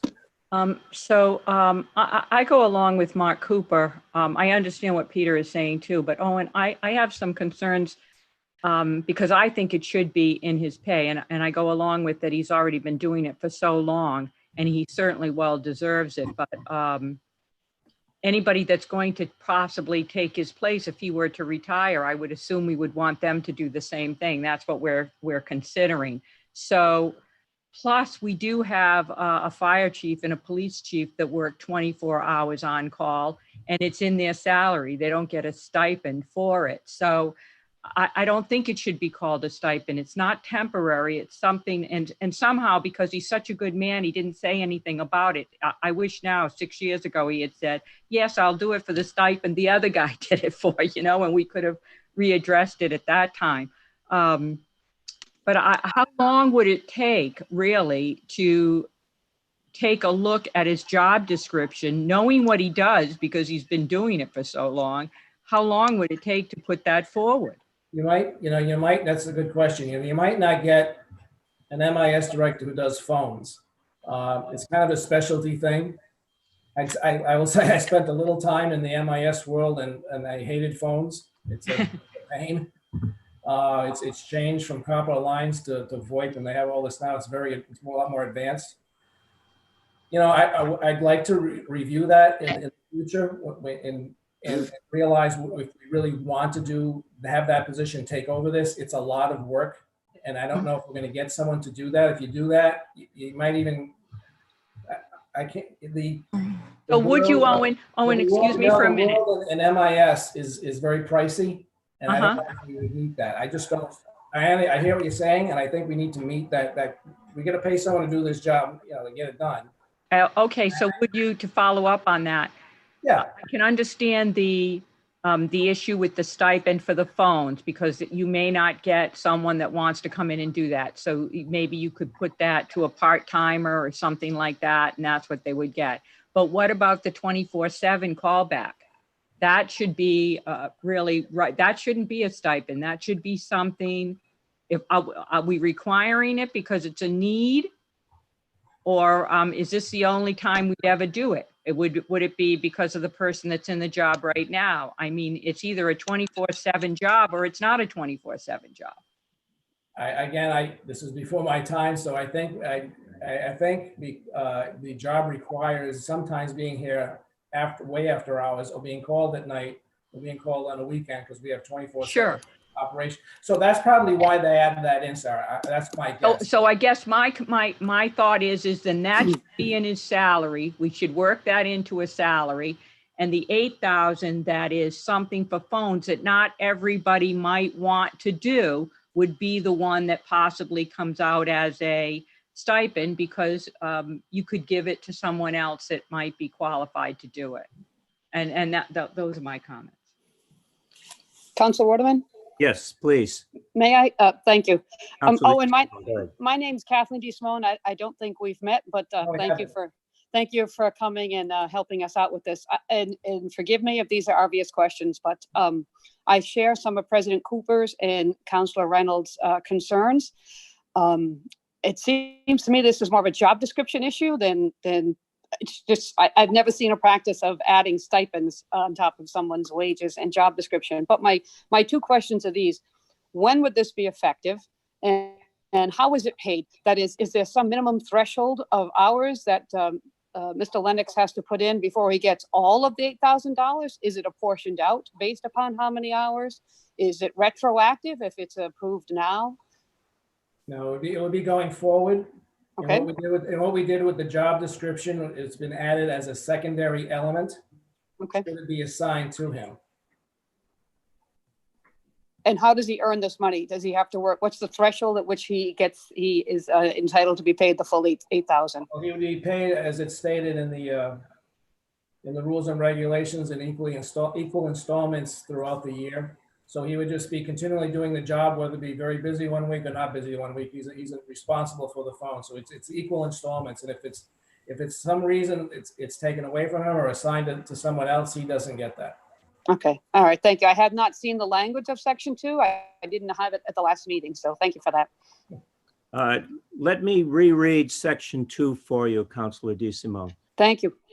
The one sentence, the MIS director shall receive an annual stipend of $8,000 payable in weekly installments only when assigned to perform the city's telephone network communication duties. Thank you. Are there any other questions from the council or from the committee? I have a question. Yes, go ahead. Councilor Holmes. Thank you. So it's going to be paid out. It sounds like it's assigned to him. It will be paid out. There's not an option of it not being paid out. It sounds like. If you approve this, it would be, if he's assigned the duties, which he's doing right now, he would be paid in equal installments of that figure each week. And if he's not assigned that duty, the secondary element, would be the phone work, is not assigned to him, then he wouldn't be paid. But why wouldn't it be assigned to him? I don't get what. It could be going to somebody else that may be very qualified, and we'd have to reevaluate at that point. But right now, no one's jumping in to do the phones, So he would be paid. I mean, they would, unless somebody else were to take this responsibility, he would be If something paid. comes along, if we get a very, very inexpensive vendor, maybe we would do that. Not likely, but that's why it's written as such. So if he's not doing the duties and it's a secondary element, then there would be no stipend. Okay. So I also agree with President Cooper and Councilor Reynolds. I think that we should look at the job description. This is 2 stipends that are close to $20,000, and it just doesn't seem to make sense to me. And also, I did read a little bit about the history. I appreciate the fire chief sending that email along. It sounds like this stipend has caused problems in the past. It seems like it's kind of been a little bit, it's even with the past administration, it's been challenging. So I think ultimately, sometimes we should just be looking at job descriptions and increasing the steps where we can. And because he's been doing it, it does seem to me, and honestly, I didn't really hear a difference between the $8,000 stipend and this other stipend. Both of them require him to be on call. And so I'm not really hearing a big difference of what it is. So I think I would be agreeable to just looking at the job description and trying to make sure that his pay is what it would be included in the job description, and his pay would be increased. So that's my thoughts. Thank you. Owen, thank you. The duties and responsibilities of this position that I have, that you attached and sent over, include 3 items which I'd like to read. And they're at the end of the duties. To collaborate with public safety officials on the installation, maintenance, and troubleshooting of telephone systems or related communications networks. Second one, to maintain city business grade phone systems, perform programming for area codes, permissions, and restrictions. And the third one, to work with local telephone company to resolve any service issues. Is this new, or has this been his ongoing? It's been ongoing. That's been ongoing. Councilor Waterman, Yes, please, Councilor. may I please speak? You may. Thank you ever so much. Hi, Owen. Hi, Kate. I met with Owen a couple, probably, I don't even know how long it's been because days run into days now. I don't know where we are.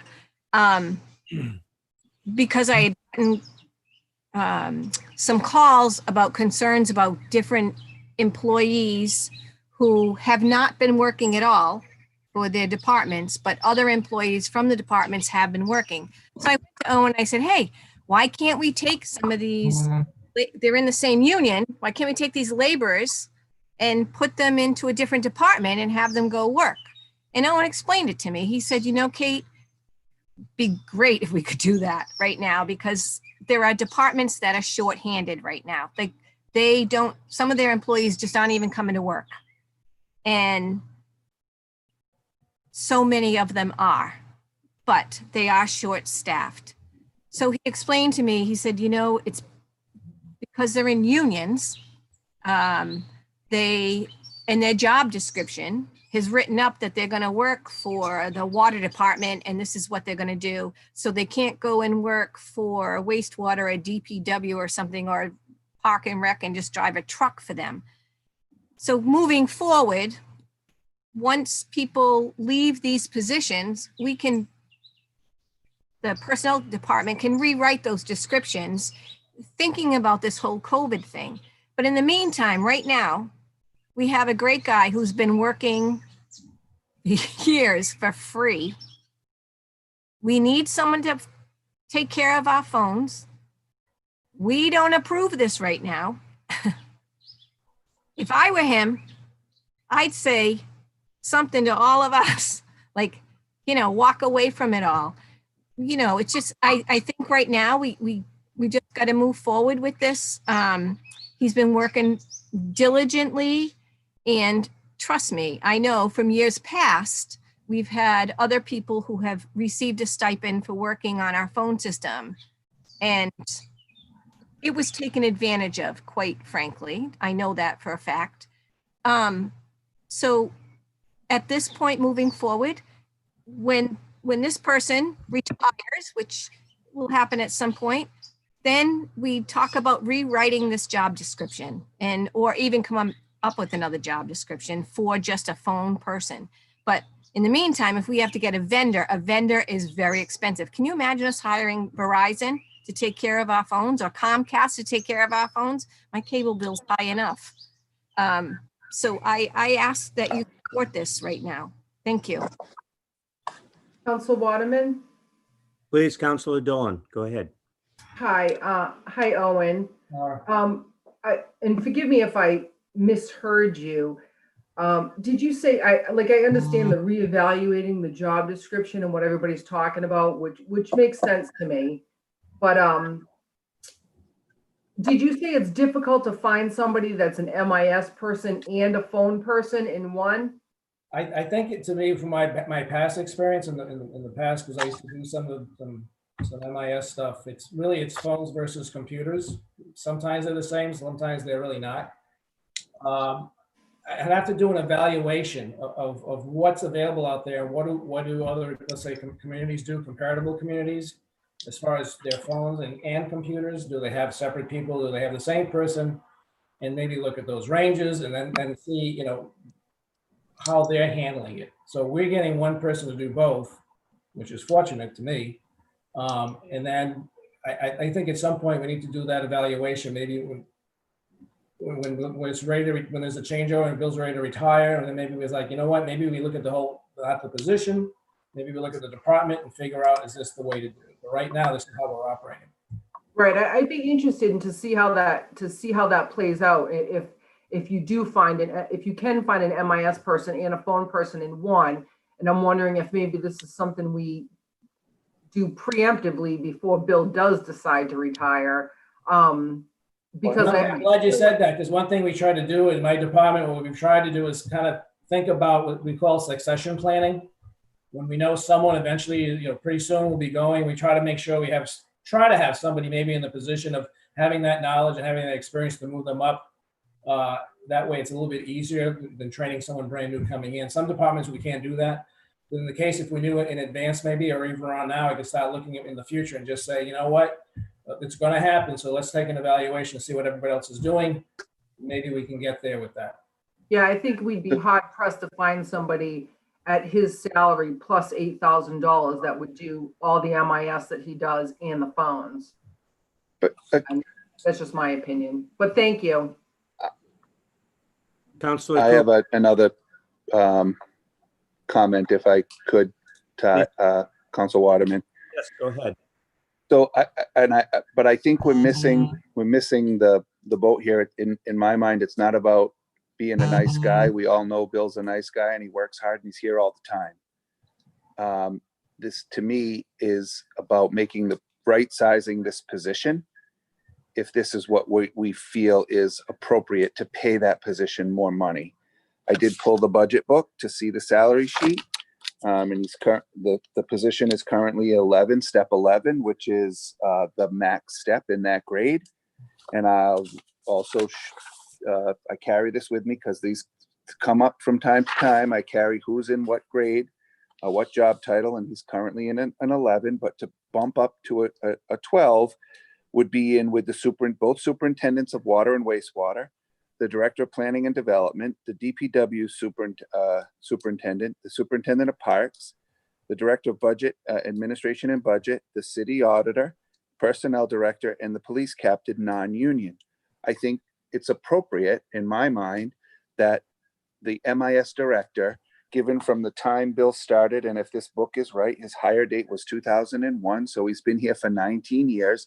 The roles changed, people, right, in the last 19 years. We're having this meeting by phone, by our cell phones, by Zoom, that Bill supported with AACS and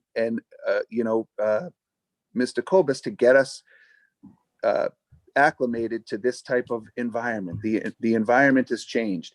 It's time to change the job description, change the grade if it's appropriate, which I think it is, to get in line with those roles. This position feels like it's a critical city service that we could not, in today's world, survive without.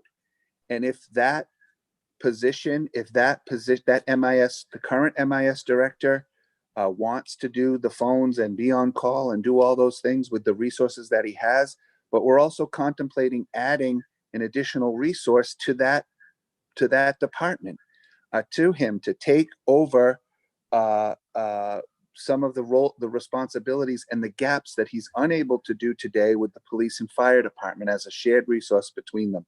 So I'm in support of paying staff that work for the city what they should be paid, and according to the grades and steps. And if we have to make that adjustment, I would support it 100% to make sure that the position is adequately funded. But I cannot support adding a second stipend for a role for the same position. If you told me this stipend was being added to a different position, that somebody that could do that work, maybe I would feel differently about it. That's not what's before me today. What's before me today is a second stipend to the tune of an additional $306 a week.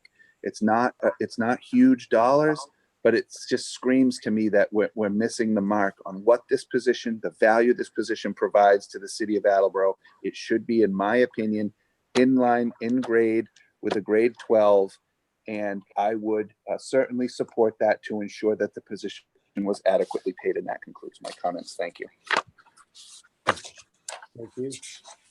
All right, Owen, if you would like to respond, feel free. And then what we'd have to look at, in that case, right now, the position reports to the Director of Budget and Administration, which is a grade 12. So we'd have to, that's part of the evaluation of this whole thing if we had to go in that direction. Councilor Waterman? Yes, Councilor Delizio. Thank you. Owen, how you doing? Good to see you. Thanks, good to see you. So Bill's non-union, correct? Correct. Okay. So is this budgeted in the fiscal 21 salary? I don't have the budget book with me. I believe the mayor has that in. I don't know where it is. I think he has it in there. It's not in the line item for that department. I just looked at it. Yeah, because that's what I'm looking for.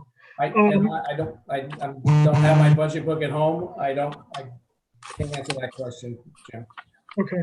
And then how will this work if the new MIS position is approved and all of a sudden, because section 2 seems to be a little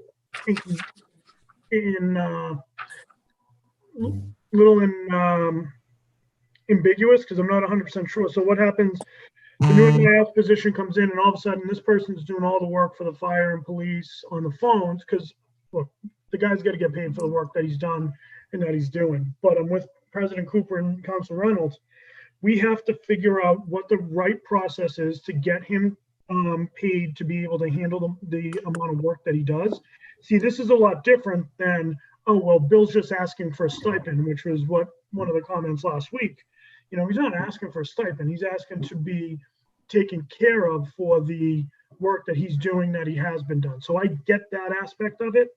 But when we're in a budget, not crisis, but a challenging budget season that we're in, you know, adding stipend after stipend after stipend, it's raising a salary essentially, right? So I believe when Mr. Waterman said that section 2 indicated that he gets paid for when he does the work is in contrast to your definition that, oh, it's going to be equal every week. So, you know, let's just say that we say, okay, here's the stipend, Bill's doing the work. All of a sudden he comes down and this new person is going to do the forms for Bill. You know, then we have to come down here and vote that again. It's messy. And right now, I think we need to clean up the mess somehow. I understand that, let me clarify my statement. There was a comment on the floor here last week that we're voting this because Bill asked for a stipend. That's a little bit different than really what's going on. And I think it's an important distinction. So I don't know. I think we've got to clean it up. I think that, you know, if we do it, I don't know that we can change a job description this close to the budget. I don't know that we'd be able to do it for this fiscal year, for the upcoming fiscal year. There's just a lot that I have questions that I don't know have been answered yet.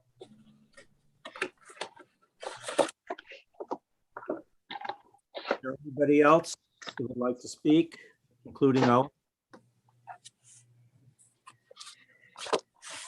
Owen, do you have anything else that you would like to share with us? I'm all set. Councilor Waterman, if I may chime in before Owen departs. You may chime in, Councilor Conti. I was going to be silent on the case, Owen, but I'm in a pickle. I'm in between two decisions that neither one of them are good. From a taxpayer standpoint, I believe it's going to be more expensive if we do not give Mr. Lennox the $8,000 stipend and have to go out and get an independent contractor because of the licenses that are required for the telephone maintenance and the certification. And it's a 24-hour position, so you know that's expensive. The fact that nobody in the fire department wants the job could be due to history that Councilor Jackson was talking about, or it could be due to the fact that the position is extremely demanding at times. Mr. Lennox knows I am one of his strongest supporters. I have, as a capital improvements manager, I have fought diligently with my committee last year to get him a $92,000 switch that he said was critical to his system, and it took us an entire year to get it. You stated that information technology professionals are expensive. And I suspect that we have a bargain in the city of Attleboro with our current IT department for what we get out of them and what we're paying them. But Councilor Cooper's comments ring true. And I feel like the position is being mismanaged. That I agree with Councilor DeSimone that stipends should not be a part of our compensation package. So Owen, I'm stuck. I'm stuck in the middle here. How can you help me make a decision? Is it possible that this can be a temporary thing? That maybe we agree to 1 year stipend for Mr. Lennox, which I think is unfair because he's been doing the job for 6 years. But I don't think we're managing the situation properly. I completely agree with Councilor Cooper. So now you got 4 city councilors that are sitting on the edge of saying no, which means it's not going to go. Can you help me out? you know, we have to pay someone to do the job. And, you know, going back and maybe looking at regrading, I guess maybe it's possible. Maybe it's not, because I had just indicated that this position reports already to a grade 12, which is why it's a grade 11. So you're putting it at you can't really report to an equal grade. Okay. But we'd have to reevaluate to see if it could report to someone else at a higher grade. You know, I haven't gone through that. You know, there's an evaluation process. So, Ty, if I could just, I wanted to let Owen finish his statement. I'm going to call on you, President Cooper. Okay. Owen would. No, I'm all set. Yeah, Mark can go. That's fine. President Cooper. thank you. I think the fix for that, Owen, is in my mind is make one or the other report directly to the mayor and make an MIS department, right? It feels to me at this point in the city, it's time for us to have an MIS department, a standalone on its own department that has its own director, that is graded and paid appropriately, and budget and appropriations can stand on its own and report to the mayor, and MIS can report to the mayor just like everybody else. And I believe I put my paperwork away, so I may not be 100% correct in saying that each of the grade 12 positions report to the mayor, but the majority of them do, or to their respective board.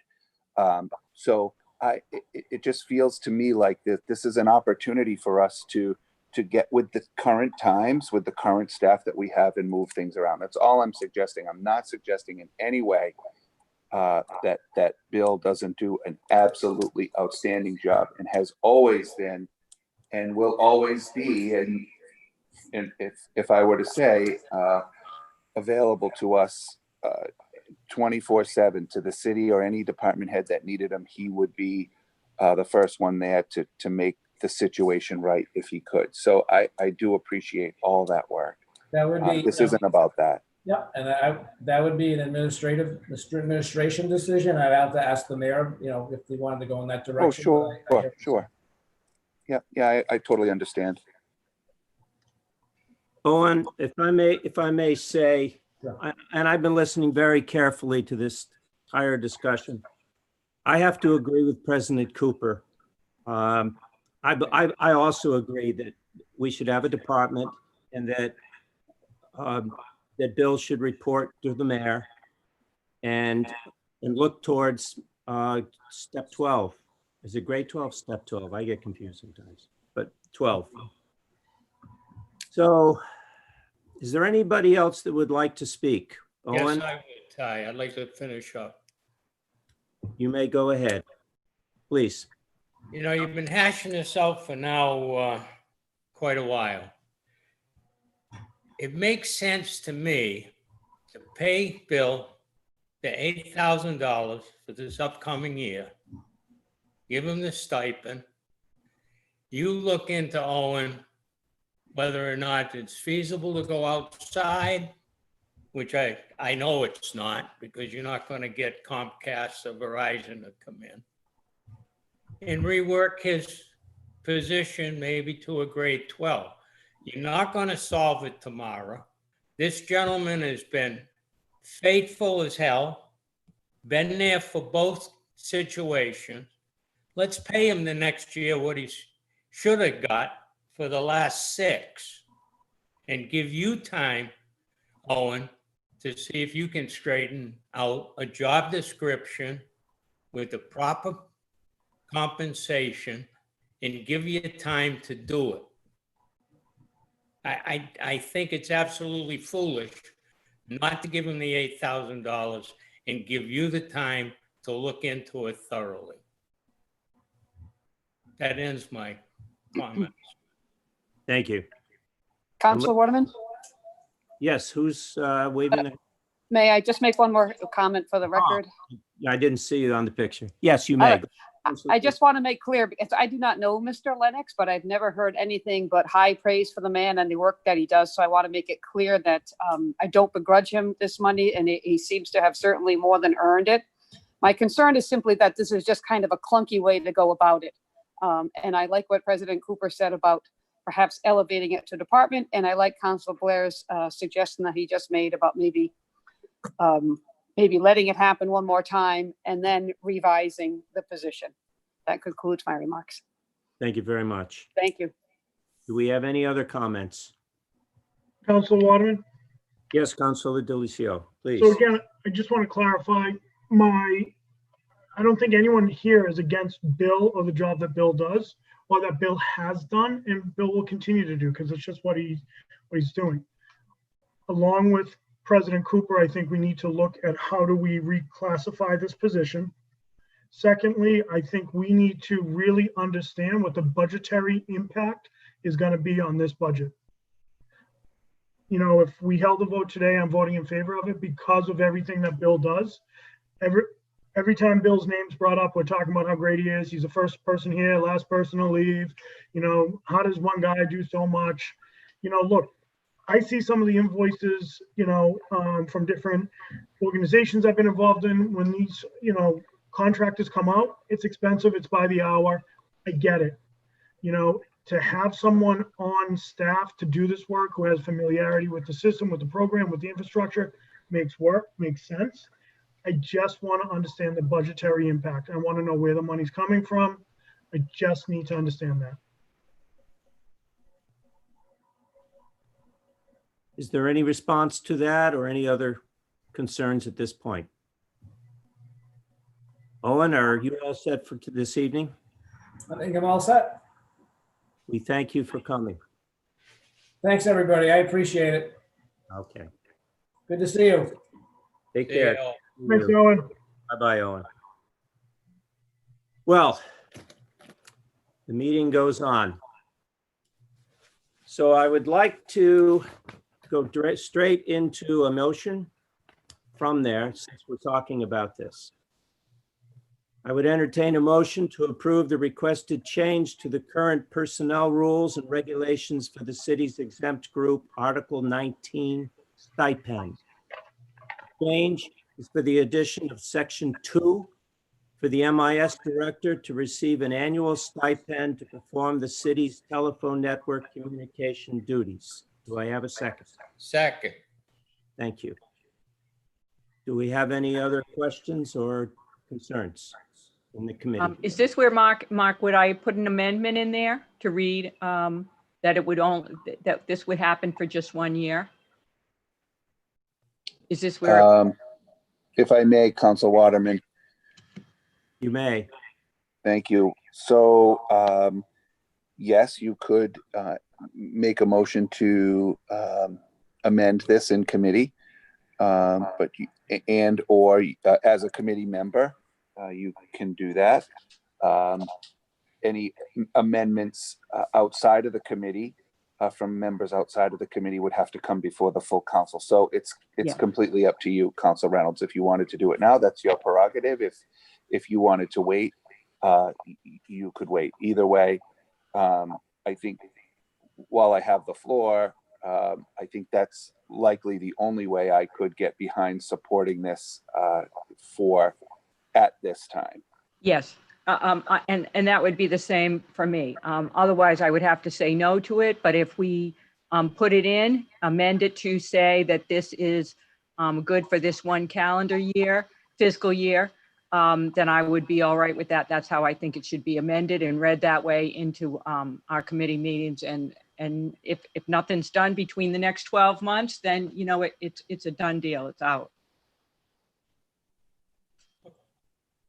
So Council Waterman, now's the time for you to ask if she's making that amendment. Are you? I am making that amendment. Well, then, would you like to word the amendment? Second. We have a second. Okay. So wait a minute, point of order, if I may. I just want to make sure that Council Waterman, it's clear what you're doing right now. So what you're doing is entertaining an amendment to your motion that is before your committee and duly seconded by Councilor Blair. The amendment, as I understand it, and Councilor Reynolds, correct me if I'm wrong, Councilor Waterman or any members, correct me if I'm wrong, so that I understand the amendment what you're saying is you'd like to amend the motion to say this stipend is applicable and payable in fiscal year 2021. Correct. Thank you. Thank you. Council Waterman, do you, now's the time to ask your committee to, if they have any questions about the amendment, and the first thing you're going to vote is the amendment. And then if it, depending on what happens, you either go to the motion as amended or the original motion. Are there any questions on the amendment? No. No. Okay. Richie Conti has his hand up. He's not Councilor on the- Waterman. Okay, there you are. Councilor Waterman, I'd like to encourage your committee to support this amendment because it's the only way that I could agree to it when it comes onto the floor. And if the committee decides against this amendment, you can be sure it's going to come back up on the full floor. It's probably easier to get it approved on the committee level than it is on the council level. And that concludes my comments. Thank you. Councilor Reynolds, would you please state the amendment as written? She just did, Ty. Mark Cooper just did, and you just agreed to it, and we just seconded it. I don't have it in front of me. You have it in front of you. Read it and just add, just as Mark Cooper just gave it to you, Council Cooper. All right. Then, So let me help you, Council Waterman, if you would just surrender the floor for one moment. I can. Surrender the floor. Thank you. So the motion is currently that we are discussing is the amended motion that would include after communication duties would say this stipend applies and is payable for fiscal year 2021. It was seconded by Councilor Blair, and that is the motion as the amendment that we are discussing at this moment. Okay. That your committee is discussing, I should say. So we'll let us vote on the amendment. And the amendment is this item applies and is payable in fiscal 2021. All those in favor, Ty? Are those in favor? Aye. Aye. Passes 3-0. The amendment passes. Now you got to do the motion as amended, Ty. So this is my first time through on something like this. So I entertain a motion to approve the requested change to the current personnel rules and regulations for the city's exempt group, Article 19 stipend. Changes for the addition of Section 2 for the MIS director to receive an annual stipend to perform the city's telephone network communication duties. This stipend applies and is payable in fiscal 2021. Second. Thank you. Any other questions on this? All in favor? All in favor? Aye. Aye. Passes 3-0. So just a point of order, I just want to let Virginia know that when this comes before the full council, it will be as amended Correct. before the full council next week. She's given me the thumbs up, so we're good. Thank you. Thank you. Thank you for your help, Council Cooper. All right, I would like to move on from the docket of June 2nd, 2020. I entertain a motion to approve the wastewater internal transfer of $1,319.18 due to this miscalculation for fiscal year 2020 salary. Second. Thank you. Is there any discussion? No. All right. Councilor Reynolds, I assume we're okay. So I'm just waiting for the vote. thank you. All those in favor? Aye. Opposed? None. Passes 3-0. From the docket of June 16th, 2020, I entertain a motion to transfer $7,587.02 from account 11241000-578300 citywide reserve fund for transfer to account 15431000 2020-515075, veterans earned time payment to fund the anticipated retirement of an employee before the end of the fiscal year. Do I have a second? Second. Thank you. Are there any questions? All right, seeing none. All those in favor? Aye. Aye. Passes 3-0. From the docket of June 16th, 2020, I entertain a motion that in accordance with section 1-12 of the revised ordinances of the city of Attleboro, that the city accept the generous donation of $300 in Stop and Shop gift cards from the Holiday Spirit Committee to the Veterans Office. Second. Second. Are there any questions? Discussion? None. All those in favor? Aye. Passes 3-0. From the docket of June 16th, 2020, I entertain a motion to approve the following reappointments for the positions and for the terms as indicated. Thomas Lee to the Conservation Commission, 3 years, February 2023 expiration. Alexandra Sawyer to the Youth Commission for 3 years, expiring February 2023. Katherine Merkel, Zoning Board of Appeals, 3 years, expires February 2023. Do I have a second? Second. Thank you. Any discussion? None. All these folks have been, are glad to come back. They've all been, I've talked to all of them. All those in favor? Aye. Aye. Opposed? None. Passes 3-0. From the docket of June 16th, 2020, I entertain a motion to approve the appointment of Fredrik, 1077 Pleasant Street, Attleboro, to finish an unexpired term on the Park Commission. Term to expire February 2024. Do I have a second? Second. This is, he's known most by many people as Rick. And Rick has been on the Park Commission in the past and in the not too distant past, and is delighted to come back because there is a vacancy. Is there any other discussion? All those in favor? Aye. Aye. Aye. Thank you. Passes 3-0. Term to expire February 2024. I'm sure I read that in. And that finishes and concludes the business of the Personnel, Veterans, and Human Services Committee for this evening. Call for the next committee meeting at the next appropriate time. Thank you.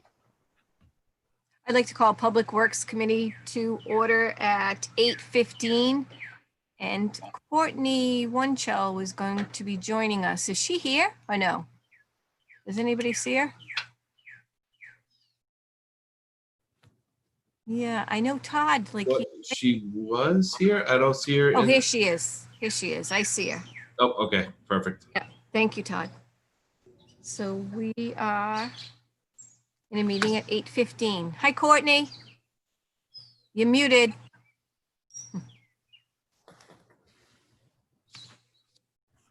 Hello.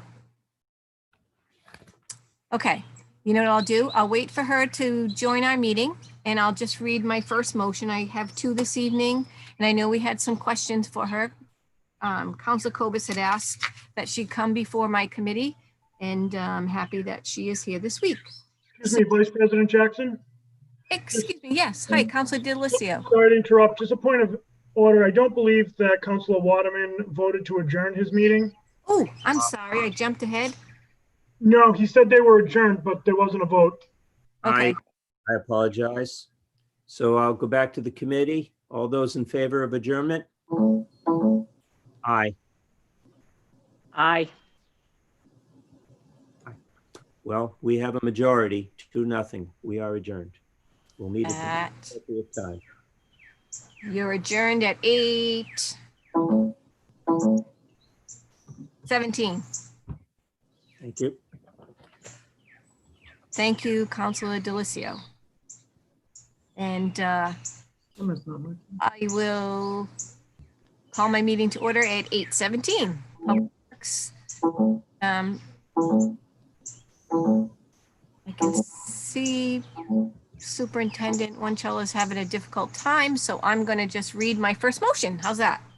So, Actually, I'm here. I can't start the video, but I'm not muted anymore. okay, perfect. Hi, Courtney. Thank you for joining us this evening. Hi. Hi. So I know before my committee right now, we have the risk and resilience assessment for the water system. Yes. Is before my committee for the $29,600. And I understand after reading the backup material that it's something we have to do by 2021 to make sure that we are safe and we are in compliance and we have a good safety program going on. Anyways, if you want to talk a little bit about that, that would be great. Sure. After the 9/11 attacks, the U.S. Congress actually voted in the Bioterrorism Act of 2002.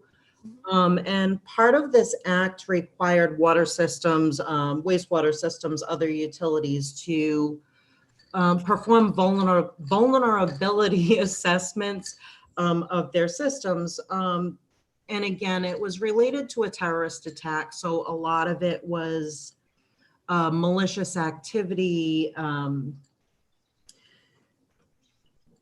getting into terrorists, possibly coming in, compromising the actual water system itself, compromising the distribution system in the plant and that sort of thing. And again, we're looking at about 18 years ago. So in 2018, Congress passed the America's Water Infrastructure Act, and it's AWIA. So if I say AWIA, that's what it is. And this is basically a replacement of the Bioterrorism Act vulnerability assessments. And it added a couple things just because it's 18 years later. A couple of the things that it added is financial stability, which I think we're kind of dealing with right now. An update of the existing emergency response plan that we were required to write after the 9/11 attacks. Monitoring practices. And the other big thing that it added was looking at our resiliency related to either cybersecurity, cyber hacking, that sort of thing. And the other thing that has come up in this one that was not in the original assessments was dealing with basically inclement weather, hurricanes, earthquakes, severe blizzards, and that sort of thing, which wasn't looked at heavily in the early 2000s, but it's the type of weather we're seeing now. So again, this is a requirement, and it's the replacement of the original assessments, and it's basically under EPA. We're required to comply by June 30th, 2021. This was originally in my proposed budget before I sat with the mayor and with Jeremy when we were looking at budget before I came to council. And it should have been in the budget last year. And one of the items that was cut to be able to help balance the budget a little bit better was this. And it's, again, if you look at the transfer, it's going to be coming out of the chemical account. And the only reason I'm able to do that is because low production this year. And again, it's a necessary item. If we do not comply, the EPA can fine the city up to $25,000 per day. So they're going to do a complete review of all system infrastructure, right? Yes. An assessment of risk-related malevolent acts, financial stability of the water department, and an update of the existing emergency response plan. So they're going to take a look at all these things and tell you and give you advice if you're doing a great job, if you're not doing a great job, what you might want to change. Also monitoring practices in the treatment facilities and distribution and reservoir systems. operation and maintenance of the water system, and the chemical storage and the handling practices. Right. Right, okay. Does anybody have any questions? No questions? Not with regards to that. Not with regards to that. Anything else? Anything else, Council Okay. Chris? You got the floor. Perfect. And Courtney, thank you so much for coming in. I have the couple questions that I sent to you, and so I'll just go through those if you don't mind. And most of them are, and they're all related to TTHM levels. So the first one I had was the plan for this year to keep TTHM levels at TTHMs at safe levels. If I'm reading the data correctly, back in February, we appeared to be aligned with 2018, where we exceeded the acceptable TTHM level. But the May numbers appear to be doing better than what we saw in 2019. Was February just a result of bringing the Wading River back online? And are we doing anything special to keep the numbers down aside from taking Wading River offline? Sure. The plan to help keep the levels lower, it's kind of the same thing we've been doing the last few years. We've reduced flow from the Wading River plant, and I actually had a chart to show you. I'm sorry, my camera's not working for some reason. But one of the things that I looked back at is we test each finished water once a year for VOC levels. Now, these 4 THMs that we're testing for are all in the VOC list. And I can forward this chart after. Again, I apologize, you can't see it. Okay. But if you look at the finished water from the Wading River plant compared to the finished water from the West Street plant, and it doesn't actually matter whether or not we're on Manchester or Oars. If you look at the finished water from Wading River, those 4 THM levels are consistently higher than from the other 2 water sources from the other plant. So the flow's been reduced. The plant is capable of pumping just over 2 MGD. Right now we're at about 1. And again, that's to reduce the THM levels. Sorry, MGB? Oh, I'm sorry, million gallons per day. Oh, MG. Okay, got it. MGD. Thank you. Yep.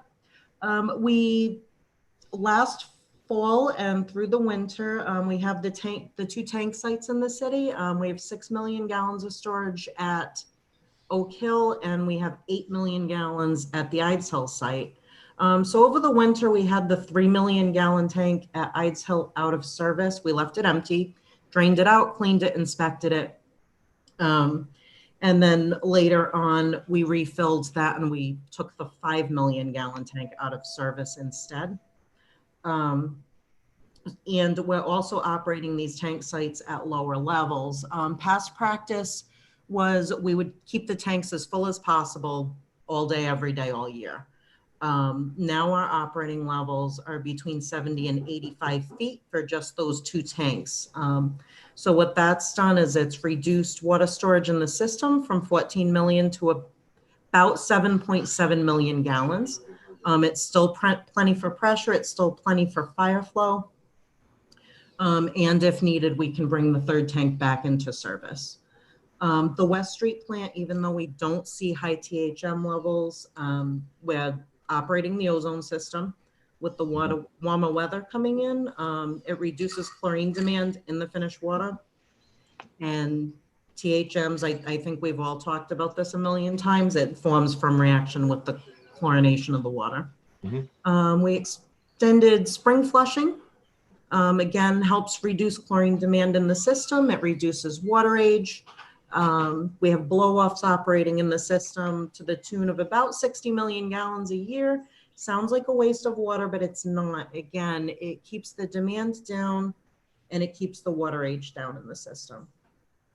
Your other question was February 2020 and how it looked like what we saw in 2018. It did. When we brought the Wading River plant back online around Thanksgiving last year, we brought it back online close to full production. So through January into February, we were producing about 1.5 million gallons per day. And again, it was a test run. The plant was offline in November to test out if our levels were going to be lower. And then we brought it fully back online to see the effect the other way. So that's what you saw in February. We slowed the flow back down right after the sampling, and there's the best reason that the May results were as low as they were is that lowered production back down. So, so that all makes sense, and I applaud your efforts to sort of be able to narrow down and troubleshoot where the TTHM issue was coming from. My question now is so it seems like you very clearly identified that the Wading River site is the source of the TTHMs. Are there plans? Is there anything we can do, or are there plans to sort of mitigate that issue? And I know, I remember last year during the summer, Manchester Reservoir was incredibly low. I believe it was because Wading River was offline. And so I question, you know, can we keep just bringing Wading River offline in the summer months in order to keep those numbers down? Or is there anything we need to do to the Wading River site in order to reduce, to minimize the issue? Right. Wading River, again, as you said, we shut it down. I believe it was last August. It was right after the August sampling. And it actually wasn't because of THMs. It was for a pump replacement. And during that time, we'd actually started talking to a consultant because one of the proposed regulations, and it's been coming up back and forth for years, is manganese regulation, which is, it sounds unrelated, but it's not, so bear with me. So we started talking to a consultant about how to treat manganese at Wading River if we ever had to. And we pulled sampling data, pumpage volumes, I mean, everything we could possibly give them about Wading River. And when we were pulling those numbers, what we saw, again, was for the VOC sampling was high THM levels from that plant. The pump replacement was actually done probably late October. After seeing the numbers, I made the decision to leave the plant offline to see what the November results would look like, and they were low. They were lower than we'd seen in quite a long time. At that point, you know, I kind of flagged the consultant, and I'm like, you know, it's the same consultants, Tater and Howard, when we had to have the THM study done a couple of years ago in 2018, same consultant. And I flagged these numbers, and I'm like, hey, I found out where it's coming from. Can we please look at this? And I'll get into what they've recommended in a couple minutes. But last summer was not typical operation. Typically to meet production over the summer, we want Wading River online. Manchester was low. It wasn't dangerously low. We actually had, I looked back at the numbers. We have over 58 years of records since the reservoir's been there. There's 18 years that have actually been lower.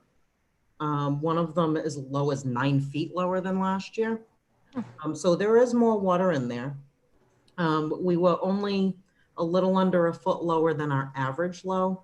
So it looked bad, but there was still water in there. And again, you know, the intent of Manchester Pond Reservoir is as a reservoir. It's beautiful. It's a great place to hike and trails, and I know people love it, but it is intended as a source for drinking water. But again, we saw what happened with Wading River offline just from August on, what it can do to that reservoir. So if we shut that down all summer, Manchester would be drained. There's another issue with leaving Wading River offline. And that gets into Water Management Act permits. The West Street plant is only permitted for 3.85 million gallons per day, average over the course of the year. It's only permitted for a high day of 8 million gallons. If we get a hot summer, if we get droughts, if we get any sort of, West Street basically cannot meet demand under permit, and it cannot meet it because we can't meet it with Manchester. It's our biggest water source. It'll be empty if we plan to keep shutting down Wading River for the summer. We were lucky last year. It rained. I mean, it was fairly low production last year. So we ended up okay. We were Manchester recovered. We were full and ready for the summer by early March, and we actually haven't used it yet. But again, that's not always a typical year. We have had droughts and they're getting more common. So then I'll actually get into, again, Tater and Howard. When I flagged the THM numbers and said, hey, I think I found out where these THMs are coming from. Again, we looked at the numbers leaving the Wading River plant. Not only are they higher than we see from the West Street plant, they're also higher than some samples that we see out in the system consistently. So it's definitely the source.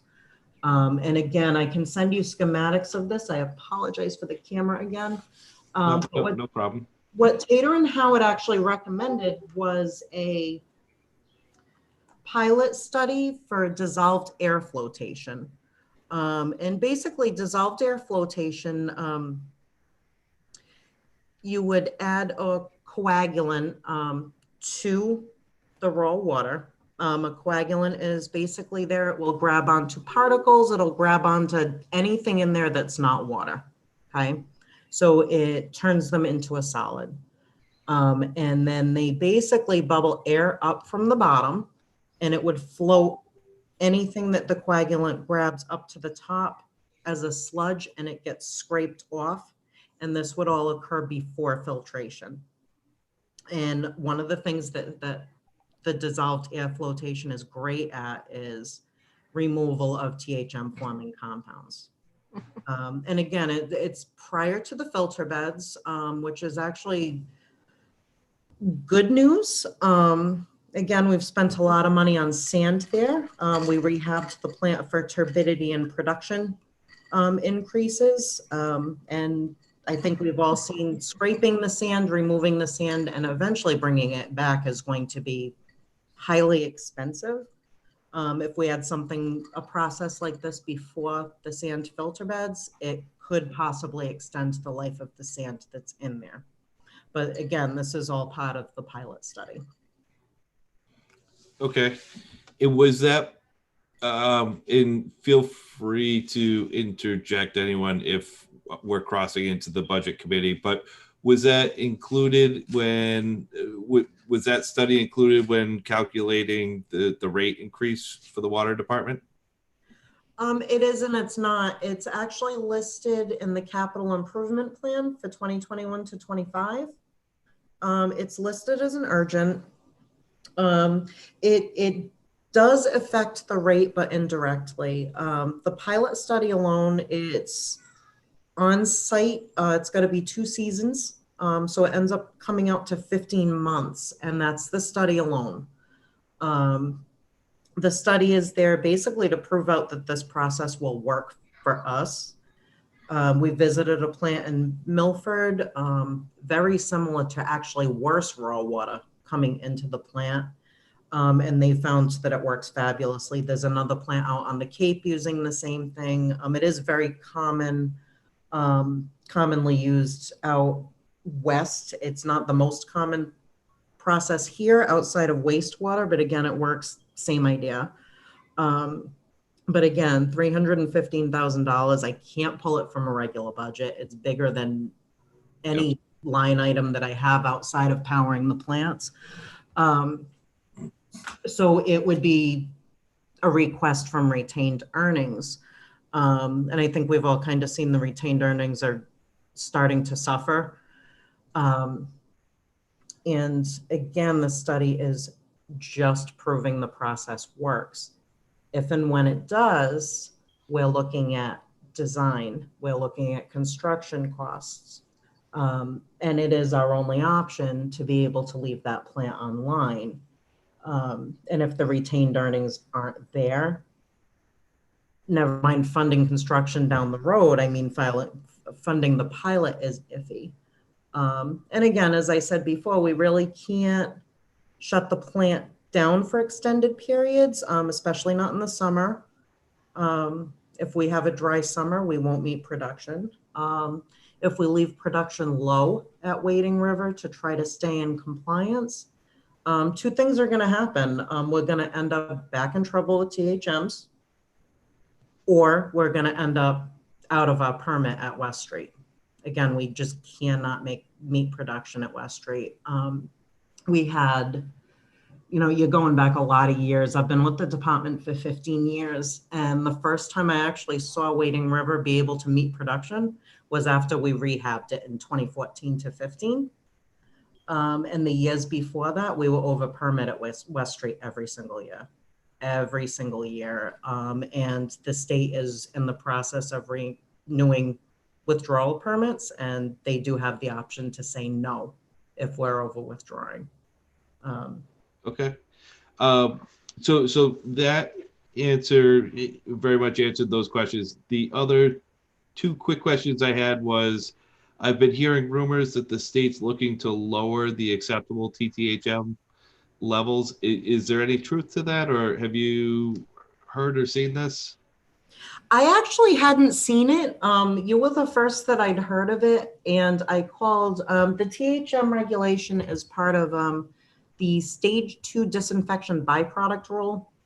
And there was a head of this rule in the Southeast region for DEP, and I called him directly, and he had not heard either. Okay. So I'll follow up and see if I can find any more information, but it sounds like that's not happening. And then the last thing was about we've had quite a bit of rain. And I think you answered that question. So that answers all of my questions, and I definitely appreciate it and appreciate now having a better understanding of the need for the TTHM study, the cost of it, and how that's impacts the rate increase for water. So thank you very much, Courtney. Oh, thank you. Councilor Conti. Thank you, Councilor Jackson. Courtney, the capital efficiency plan that was done by Tata and Howard in July of 2017 detailed 18 hydraulic improvements, and I think the first phase was $22 million. Is there a potential EPA study that is the motion on the floor? Is there likely to be any cross-link between what the EPA will be looking for and what Tata and Howard is recommending? Or are they two separately, totally different cost potentials for the city? You're back on the risk and resiliency assessment. Yes, I am. Okay. Okay.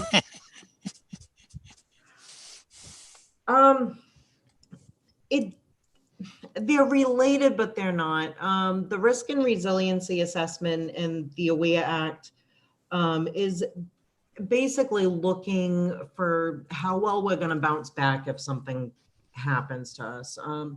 The capital efficiency plan was more looking at needs and aging infrastructure. I think we all realize a lot of the water mains are failing. A lot of things are getting old out there. But again, the risk and resiliency assessment, it would look at,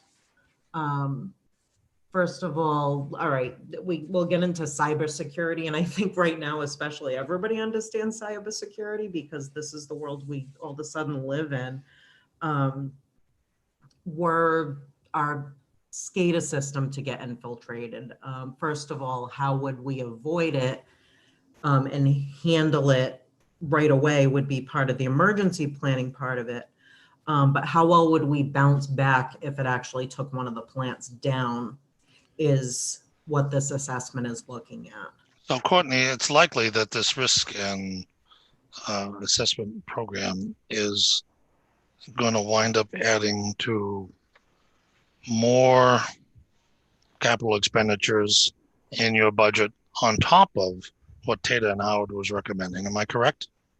It could, for the most part, I think we'd be okay. The one that sticks out to me, well, actually, there's two that stick out to me, is increased security at remote sites. The other one that actually really sticks out to me, and it's already in the capital improvement plan for 20 to 21, was upgrades for the SCADA system to improve security. Again, we can operate the plants remotely if needed. If I have an operator call at 2 in the morning and he's having problems, I can actually get on an iPad and log into the plant. And it's a secure tunnel. Everything's secure, but everything's secure to when it was designed back in 2012. So again, and now we're in 2020. Cybersecurity's improved. Cyber hackers have gotten better at what they do. So those are the two that actually really, really stick out to me. Again, the emergency response plan, its recommendations to update, and something like that. After they recommended, we could do that in-house. The existing emergency response plan that we use, and it's actually a usable document and better, I think, than any engineering company could have given us. Greg O'Brien and I wrote it ourselves back in 2010 and made it usable. It gets into operation and maintenance of the system. And again, we take good care of what we have. We do our best. The sampling's good. It's getting into the actual security. So Courtney, if I can just interrupt you. Yeah. My concern was whether or not the risk and resiliency program assessment was going to put more pressure on your retained earnings in fiscal year 21, and I don't think it is. Am I correct? It's more likely to put pressure on the retained earnings in fiscal year 22 and beyond? Yes. Okay. Thank you, Ms. Chair. That concludes my questions. Thank you. Thank you, Councilor Conti. Any other questions from anyone in the audience? No? Okay. Thank you, Courtney, for meeting with us this evening. I apologize that it took us a little bit longer, but that's how it's going these days. Oh, that's okay. We're all living and learning. But thank you for attending our meeting. Oh, thank you. Have a Thank good you, night. Courtney. Thank you very much. Thank you.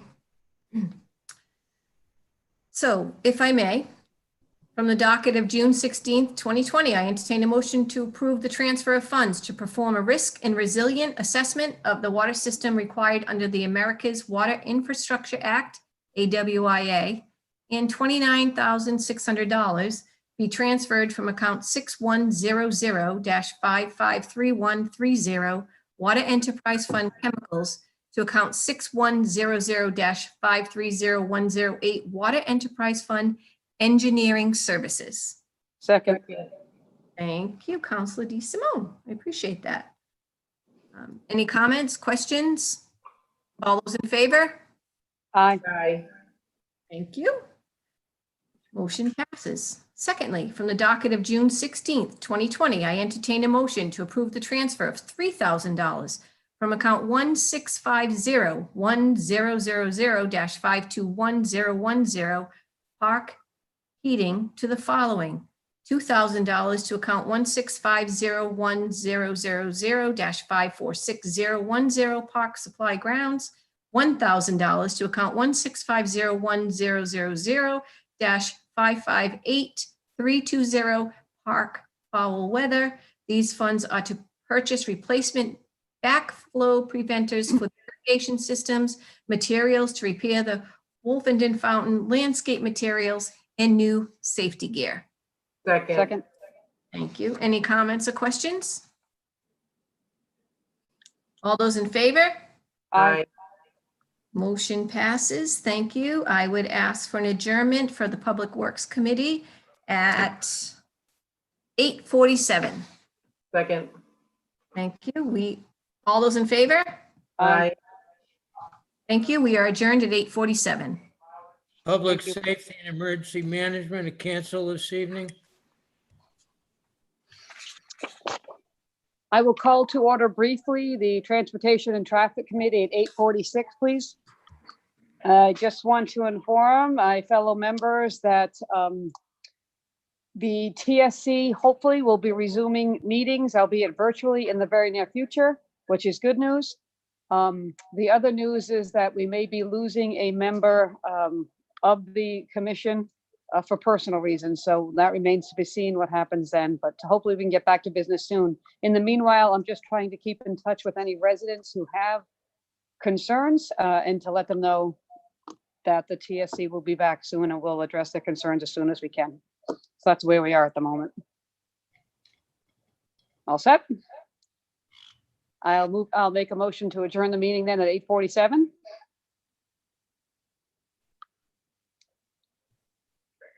Did I get a second? Second.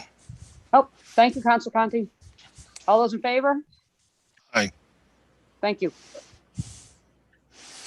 So I'd like to call the Capital Improvement City Development Committee to order at 8:47. Sitting on this committee are Councilor Dole and Councilor Waterman.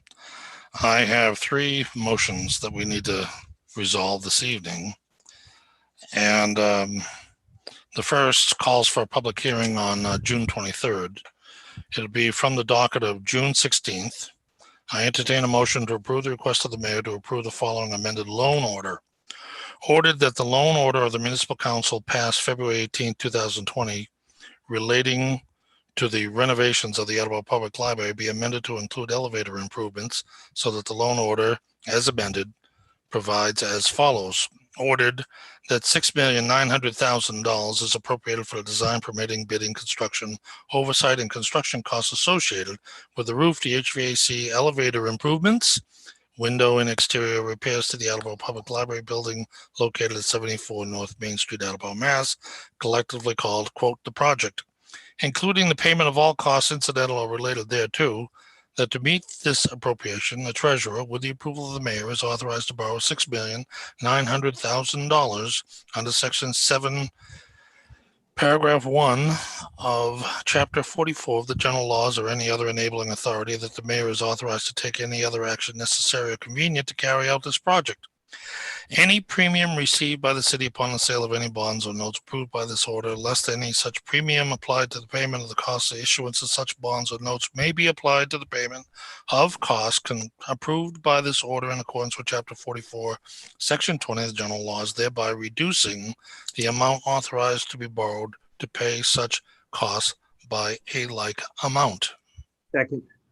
Thank you, Councilor Waterman. So, as you probably recall, every time we vote for a bond, in the budget of the bond, there's a contingency.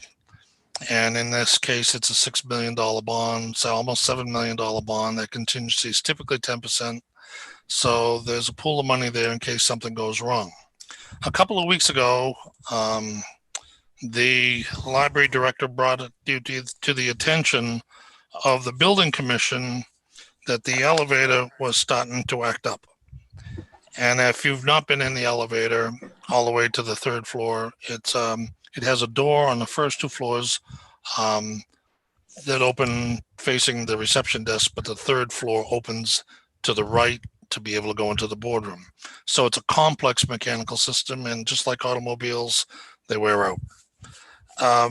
In the library project, the $7 million library project, the architect has observed that the lighting has already been replaced. I think we did it 2 years ago. There was an updating project through National Grid or one of the utilities to change all the lighting in the building to a lesser expensive energy using. And so that won't need to be done in the updating, leaving perhaps enough funds to be able to take care of the elevator. That's the big overview. Does anyone have any questions or comments? Council Wadman, did I see your hand?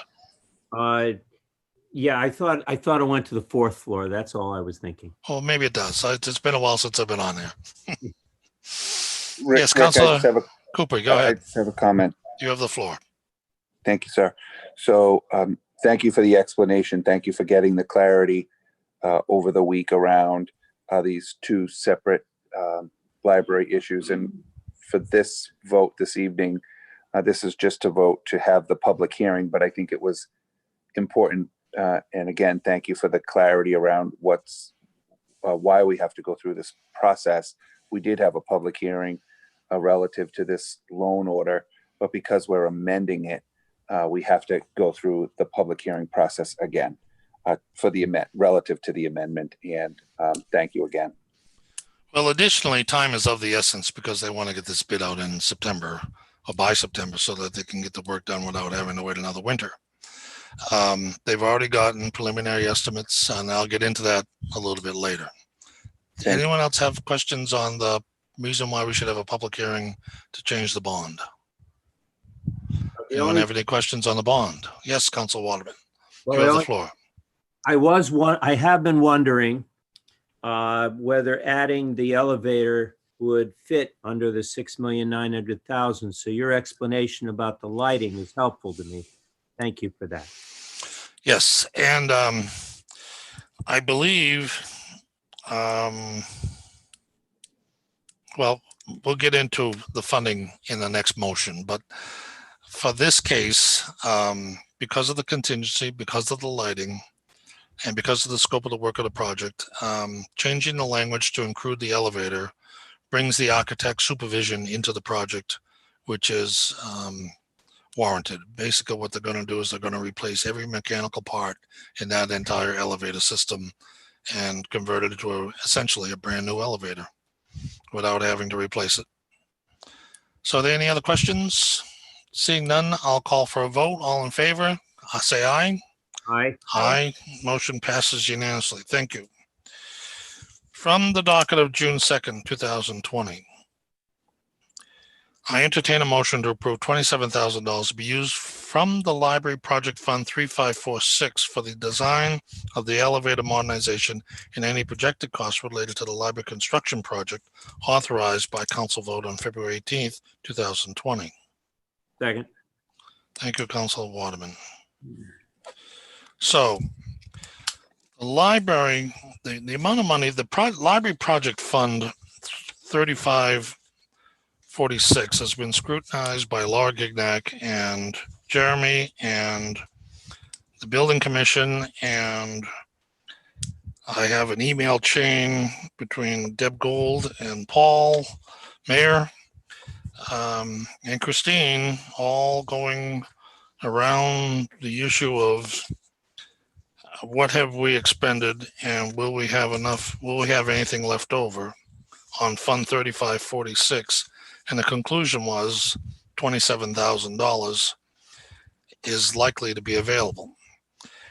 Now, the project isn't, that phase of the project isn't done yet, and it's possible that there won't be 27,000, but if we vote to appropriate the 27,000, and if it's available, then we can switch it over to the elevator repair, making it easier to get it done during the scope of the bond. Have I made that clear? Do we have any questions? Councilor Dolan. So if we but we don't know how much the elevator is going to cost, right? We have an estimate from, the company name is, I have it right here.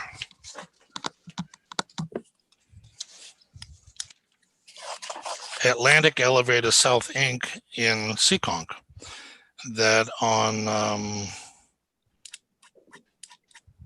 there's no date, but it looks like it was recent. $135,650 to essentially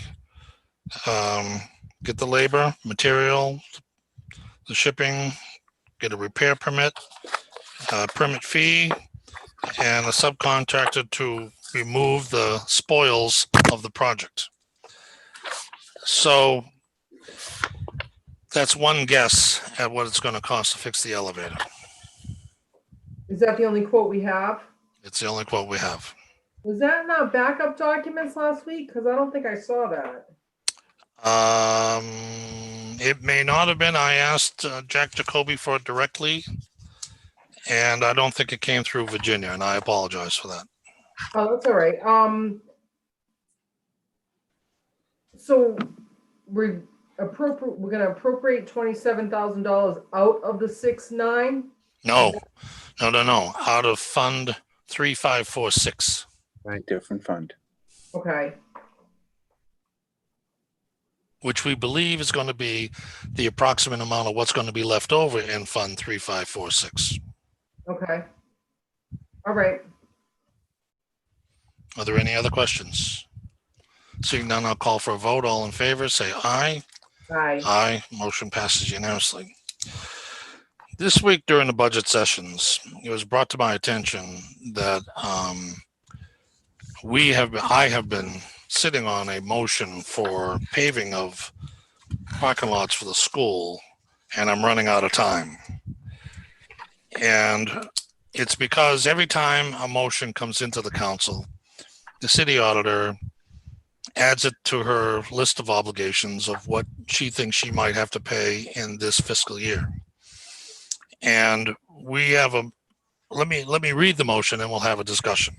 From the docket of March 17th, 2020, I entertain the request of the mayor to appropriate $180,000 from account 1000-3590000, undesignated fund balance, free cash, general government, Virginia might have snacks. to fund 3428 elementary school parking lots to repair and replace the parking lots at Hyman Find Elementary, Hill Roberts Elementary School, the Ring Road at Hyman Find Elementary School, and the construction of an upper parking lot at Thatcher Elementary School. That completes the motion. It calls for a second. Second. Thank you, Councilwoman. So as you recall, I sat down with Mike Tyler last summer and I said, how does this go together? And he explained that there are two companies that basically do this kind of paving, Walsh and the company that they use to do all the road paving. And what his plans were was to call on the company that does the road paving. And when they were paving something nearby Hyman Find or any of the other locations, to get the crew to slide over and get that done while they were on the location, and put a surface coating over what is existing in all of the areas. When the motion came in and we had a discussion, I think we actually put the motion out. We had a second, and the second was withdrawn because there were questions about whether or not this was the best way to take care of the problem, because the roads were, the pavement was going to be surface coated rather than ground up and replaced, which is what they do on the roadways. So I went to look at all the spots, and all the spots are exhibiting cracks which have been sealed, and there's only one area where there is crumbling of pavement for a short patch of maybe 10, 20 feet by 8 feet wide. And I thought, then the coronavirus hit, and my whole financial perspective got changed on the city budget. But now we have to make this decision by June 30th, or it just disappears because the money won't be there. So I'm going to open it up for you for discussion. I'd like to hear your comments. I'd like to hear what you have to say. Well, back at that same time you were looking, I looked at both schools too. I'm no expert on paving, but frankly, I agree with you. Just about everything looks sealed and in passable condition. I thought it was going to be worse than I saw. Thank you, Council Waterman. Council Dolan, you had your hand up. Yeah, I mean, I thought we were actually gonna strike this last time. I don't particularly see myself supporting this. Councilor Cooper, you have the floor. Yes, so Richard, I think I'm confused because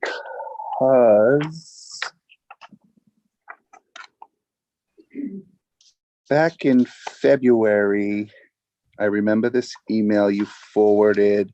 I'm looking at your committee minutes to try to refresh my brain.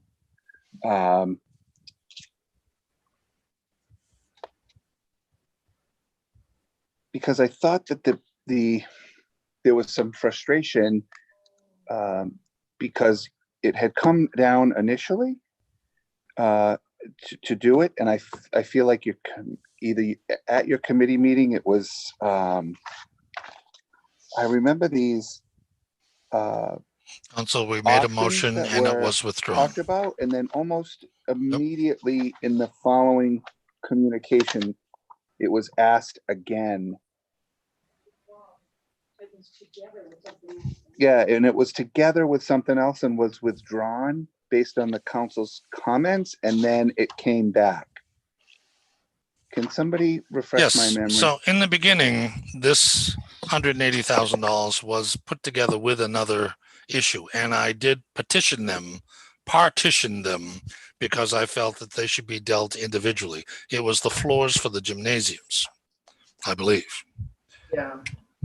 That is correct. Yes, and All so coming back to me. we took the position, my committee was very straightforward on the position of the flooring, that the existing flooring be ripped up and thrown away and the brand new wood flooring be put down on the gyms at a very high expense.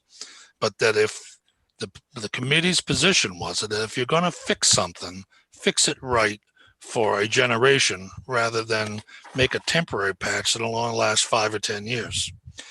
And so knowing that all 3 committee members were in line on that philosophical approach to that, and this is before the virus, I was hesitant to go with the paving because I felt that it was outside of our philosophical direction. Councilor Dolan, I'll recognize you. Right, and that's what we discussed, why we wanted to separate it, because if I remember from our discussions, we kind of collectively didn't really support doing the parking lots, if I recall correctly. I don't know if you recall the same. I do recall the same. So I'll recognize Councilor Cobus. Yeah, thank you, Councilor Conti. Just to clarify, I don't think this money turns into a pumpkin on July 1st. I think, don't we just have to wait to use it until free cash is certified again later in the fall? Deb Gould was pretty clear on last Wednesday or Thursday night, because we talked about this specifically. Right. So after July 1st, we would then have to wait, but we could revisit it again in the fall. I believe. Absolutely. Absolutely. Okay. This only kills it for this budget season. After July 1st, it can come back exactly the way it is for revisiting to the council. Okay, perfect. Thank you. Any other questions? Yes, Councilor Delcio. Thank you. Just for my 2 cents on this, Counselor, I think that's what we do. We let it go to July 1st. I think we need to revisit this in the fall because we don't even know what the school is going to look like in the fall, what the need is going to be. I just don't know because of the pandemic that this is the right time to be entertaining this. Councilor Delcio, it also occurs to me that the rest of the council has not been participating in our budget meetings, and those budget meetings have been pretty painful as we've been going through our deliberations. And this number of 180,000 is much more sizable than what we've been looking at. So your comments are falling on open ears. Any other comments? Sorry, you find the budget hearings painful, Before the council only has. but they're moving along swimmingly, sir. Councillor Blair. Councillor Blair, you're muted. You're going to need to unmute yourself. You mentioned there was one section that was deteriorated quite badly. Yeah, it's a short section, and it's at I think it's at Hyman Fine. It's by the way about halfway up the road, and it's a small project that probably would be fixed by Walsh rather than the road contractor, because it's a very small area. It would be my concern with the winter coming up that that be taken care of, but we have nothing in front of us to take care of that particular. Right. Right. Right. It's my understanding if the mayor come down after July 1st and sent that down, we could get that repaired temporarily or whatever you want. Yes, certainly. For the safety of the kids going to and from school, further deterioration of the parking lot. It seems that the budget system that we're in right now, that might be a way to go. Thank you for your comments. Anyone else have any comments? Councilor Dolan. Peter, what's good about the winter coming is my son used to go to Hyman Fine, so when it snows, it fills in all the potholes. So it's perfect. What, the snow fills in the potholes? Yeah, that's real temporary. Hey, it makes it better. The highway department could go down and fill the potholes in. Well, Peter, I'm glad you brought up the issue of snow plowing, because snow plowing will certainly decrease that quality of pavement over the winter time. Definitely. Yes. Any other comments? So put it up for a vote. All in favor of the motion to appropriate $180,000 from free cash, say aye.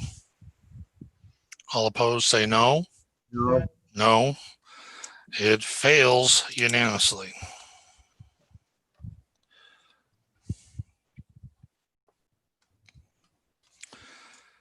And that concludes the business that the Capital Improvements and City Development Committee has to bring before the council this evening.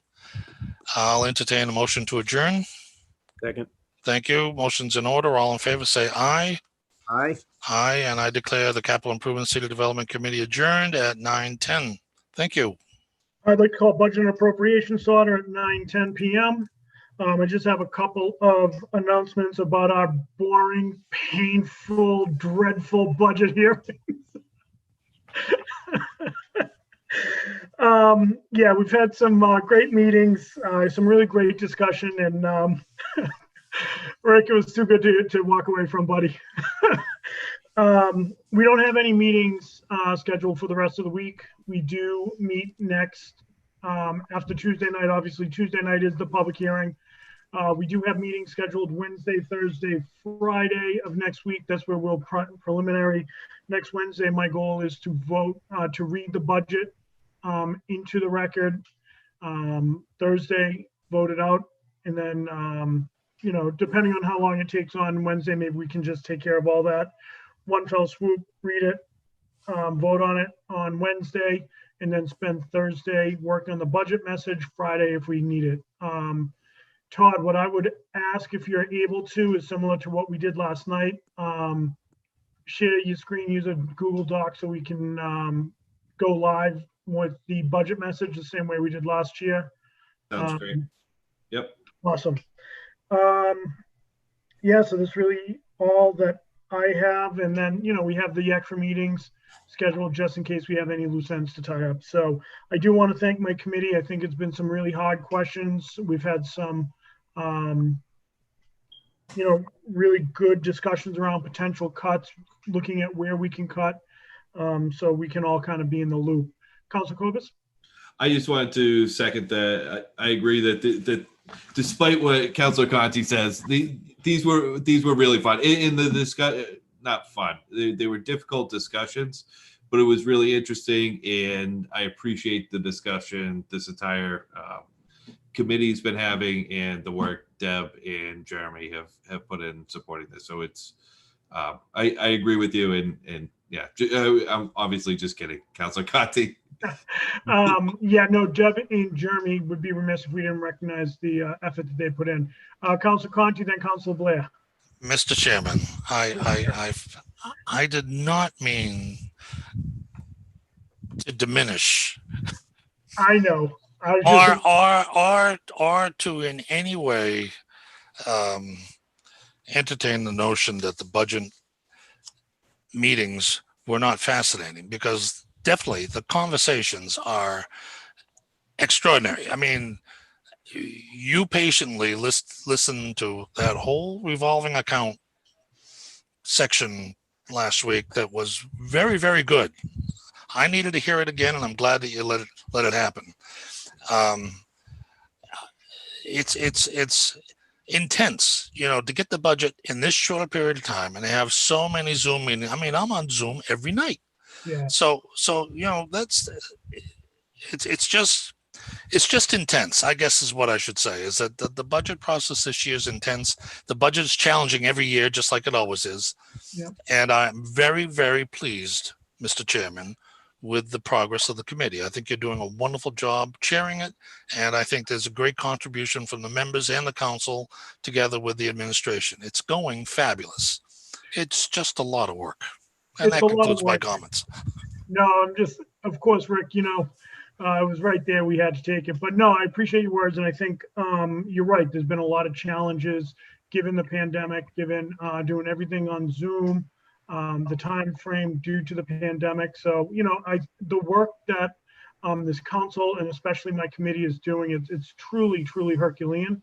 And in order to ask those questions that you guys have been asking, means you're doing your work when the Zoom cameras aren't on. So there is an awful lot of work that goes into this. If I could add just one thing, Sure. I've been on the council for 12 years, and this is the most intense budget session I've seen. Better than all of the prior 11 years. Congratulations, Mr. Chairman. I appreciate that. That means a lot, my friend. Councilor Blair. Just to add a kudos to Deb and Jeremy. Yep. I think Deb's been outstanding. Jeremy has answered questions that I was amazed that somebody's been on the job such a short period of time would have the answers. And your committee's done a great job. You even taught me how to use a computer, at least to get live. I didn't even need my wife the last couple of times. There you go. But great progress. And thank great you for job. contributing. Thank you very much in your committee for doing this. I know how hard it is, and there's not enough words to thank Deb for her participation. And you're right. Jeremy's doing a fantastic job jumping in. As we talked about, he's got some big shoes to fill with Barry, and I think he's doing a really, really amazing job. So, all right. Well, that was the announcement. I appreciate the feedback, but I would look to adjourn at 9:16. Second. All those in favor? Aye. We are adjourned at 9:16. Thank you. Thank you. I call the Zoning and Land Use Committee to order at 9:16. Wow, was it 9:16?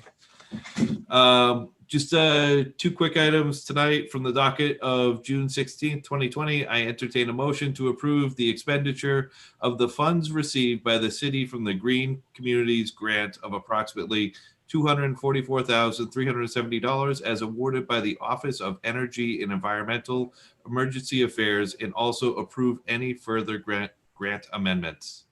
Second. Perfect. So this is we've been approved as a green community. This is that initial grant that we had always talked about.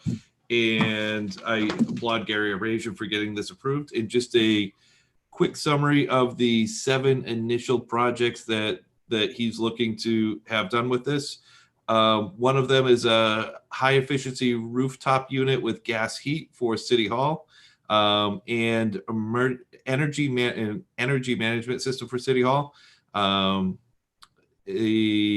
Twin Village Fire Station lighting improvements, South Attleboro Fire Station lighting improvements, Briggs Pool lighting improvements, Ponset Hewitt Sports Complex lighting improvements, and Finberg Field lighting improvements. And so altogether, that comes up to a little over $244,000. So the next motion right after this is to approve $800 to sort of finish out these projects. But this motion here is just to approve the spending of the $244,000 in the grant. Any other questions? No. Comments? All right, all in favor? Aye. Aye. Motion passes.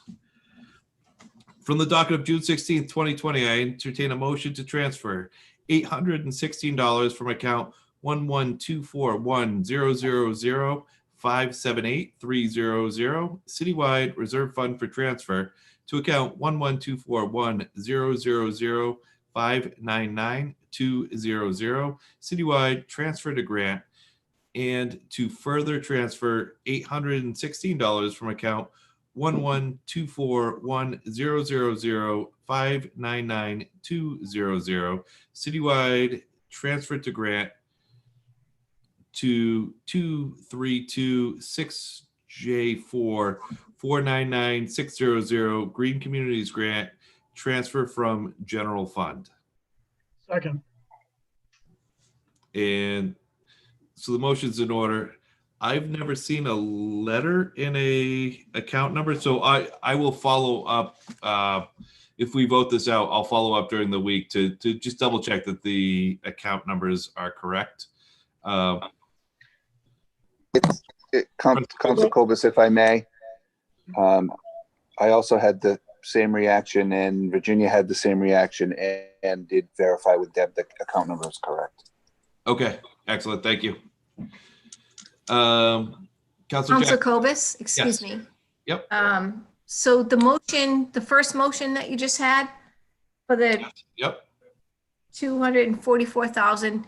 So you're missing some numbers on there. So you want to check that out. Because I have on my thing, it's 244,370. Yes, 244,370. Yes. Yeah, okay. I just want to make sure that we all have the same numbers because it kind of looks like it's not all together. What do you mean? Well, because So the first one in is the motion, you just said 244,000 and didn't say the 370.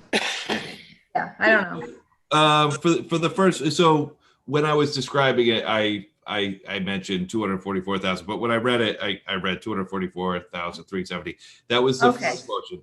The second one is just an additional $816 to complete one of the projects. And when I spoke to Gary Arasian about this, if we don't approve this money, just one of the projects will be removed from the list. He said likely whichever is the least expensive of the projects, which would be the Finberg Field lighting improvements. Okay. Thank you. He didn't believe that if we didn't approve that, if we don't approve this, then there will be some money left on the table in the grant that we don't spend. And he didn't believe that will impact our ability to apply for additional money next year from this grant, but he's going to look into that. So yeah. Thank you. Anything else? Nope. So motion's in order. All in favor? Aye. Aye. Motion passes. That concludes the business for the Zoning and Land Use Committee. Move to adjourn. Second. All in favor? Aye. Aye. We're adjourned at 9:21. Licenses committee is canceled for tonight.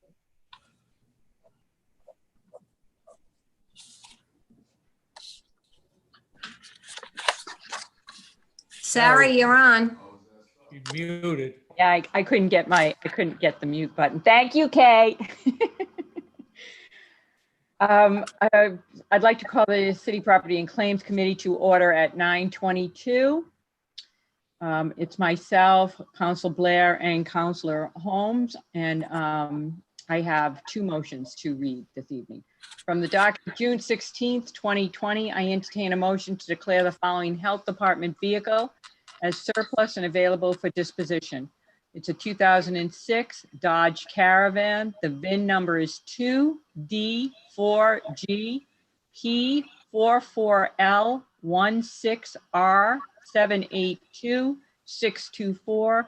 It has 60,000 miles on it and it's in poor condition. Second. Thank you. I think it's pretty self-explanatory, but does anyone have any questions, concerns? Okay, all those in favor? Aye. Thank you. That motion passes.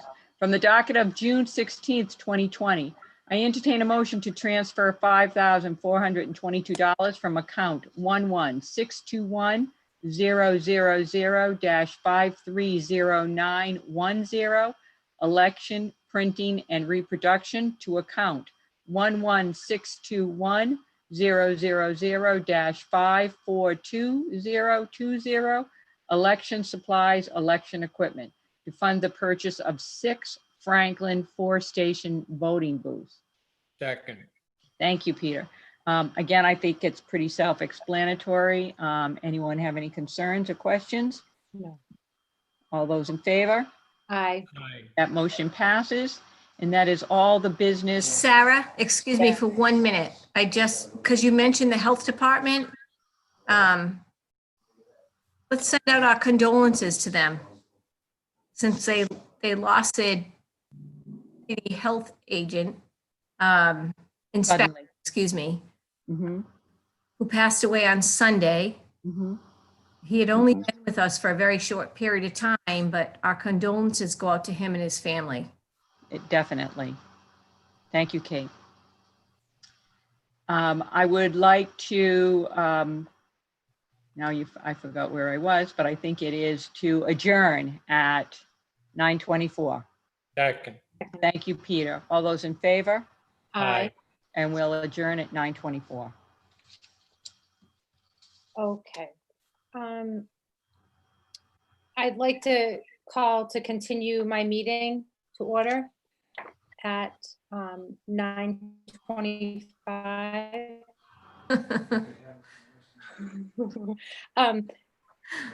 Kathleen, Diana, yes, excuse me, how long have you got left to read this? it looks like there's about 17 pages left. Any chance of doing it Tuesday early before the meeting? Agreed. I don't know about anybody else. I got a terrible headache sitting there. Thank you, Okay, Council Blair. I agree. okay, so do we want to try, I don't know if there's already a meeting at 6 o'clock next Tuesday. It wouldn't have to be 6 if that's all you got left. How many pages did you read? 17? You read 17? 17 left. That isn't what I asked. How many did you read in an hour? I think it's best if there's not a 6 o'clock meeting, we can start at 6 because it probably will take quite some time. Oh, I Kate, can do do you have a that, Council budget? Holmes. Yeah, do you have a budget meeting at 6 next Tuesday, do you know? I do not. Okay, so I will connect with Virginia, but it's looking like if that works for my committee members, Vice President. Absolutely. Okay, so Vice Works President for Jackson me. and Council D. Simone. So Yes. then let's just call to adjourn the meeting, if that works. Can I get? Nope. Okay. Continue it to. No. Well, I'll adjourn it. And then next Yep. week I'll have a new meeting. So I will Yes, correct. stop right here. I have a little marker for where we left off. And Yep. then we will start next week. So I will call for an adjournment if I can get a second. Second. All those in favor? Aye. Aye. We are adjourned at 9:26. Thank you. Whew. Thanks for helping me read, both of you. I really appreciate it. Thanks, Thank you. Diana. I'm going to take 2 extra strength Tylenol. What? What was that? Right. Good night. Good night, Good night. everybody. Bye. Good night, everyone. Thank you. Bye. Everybody.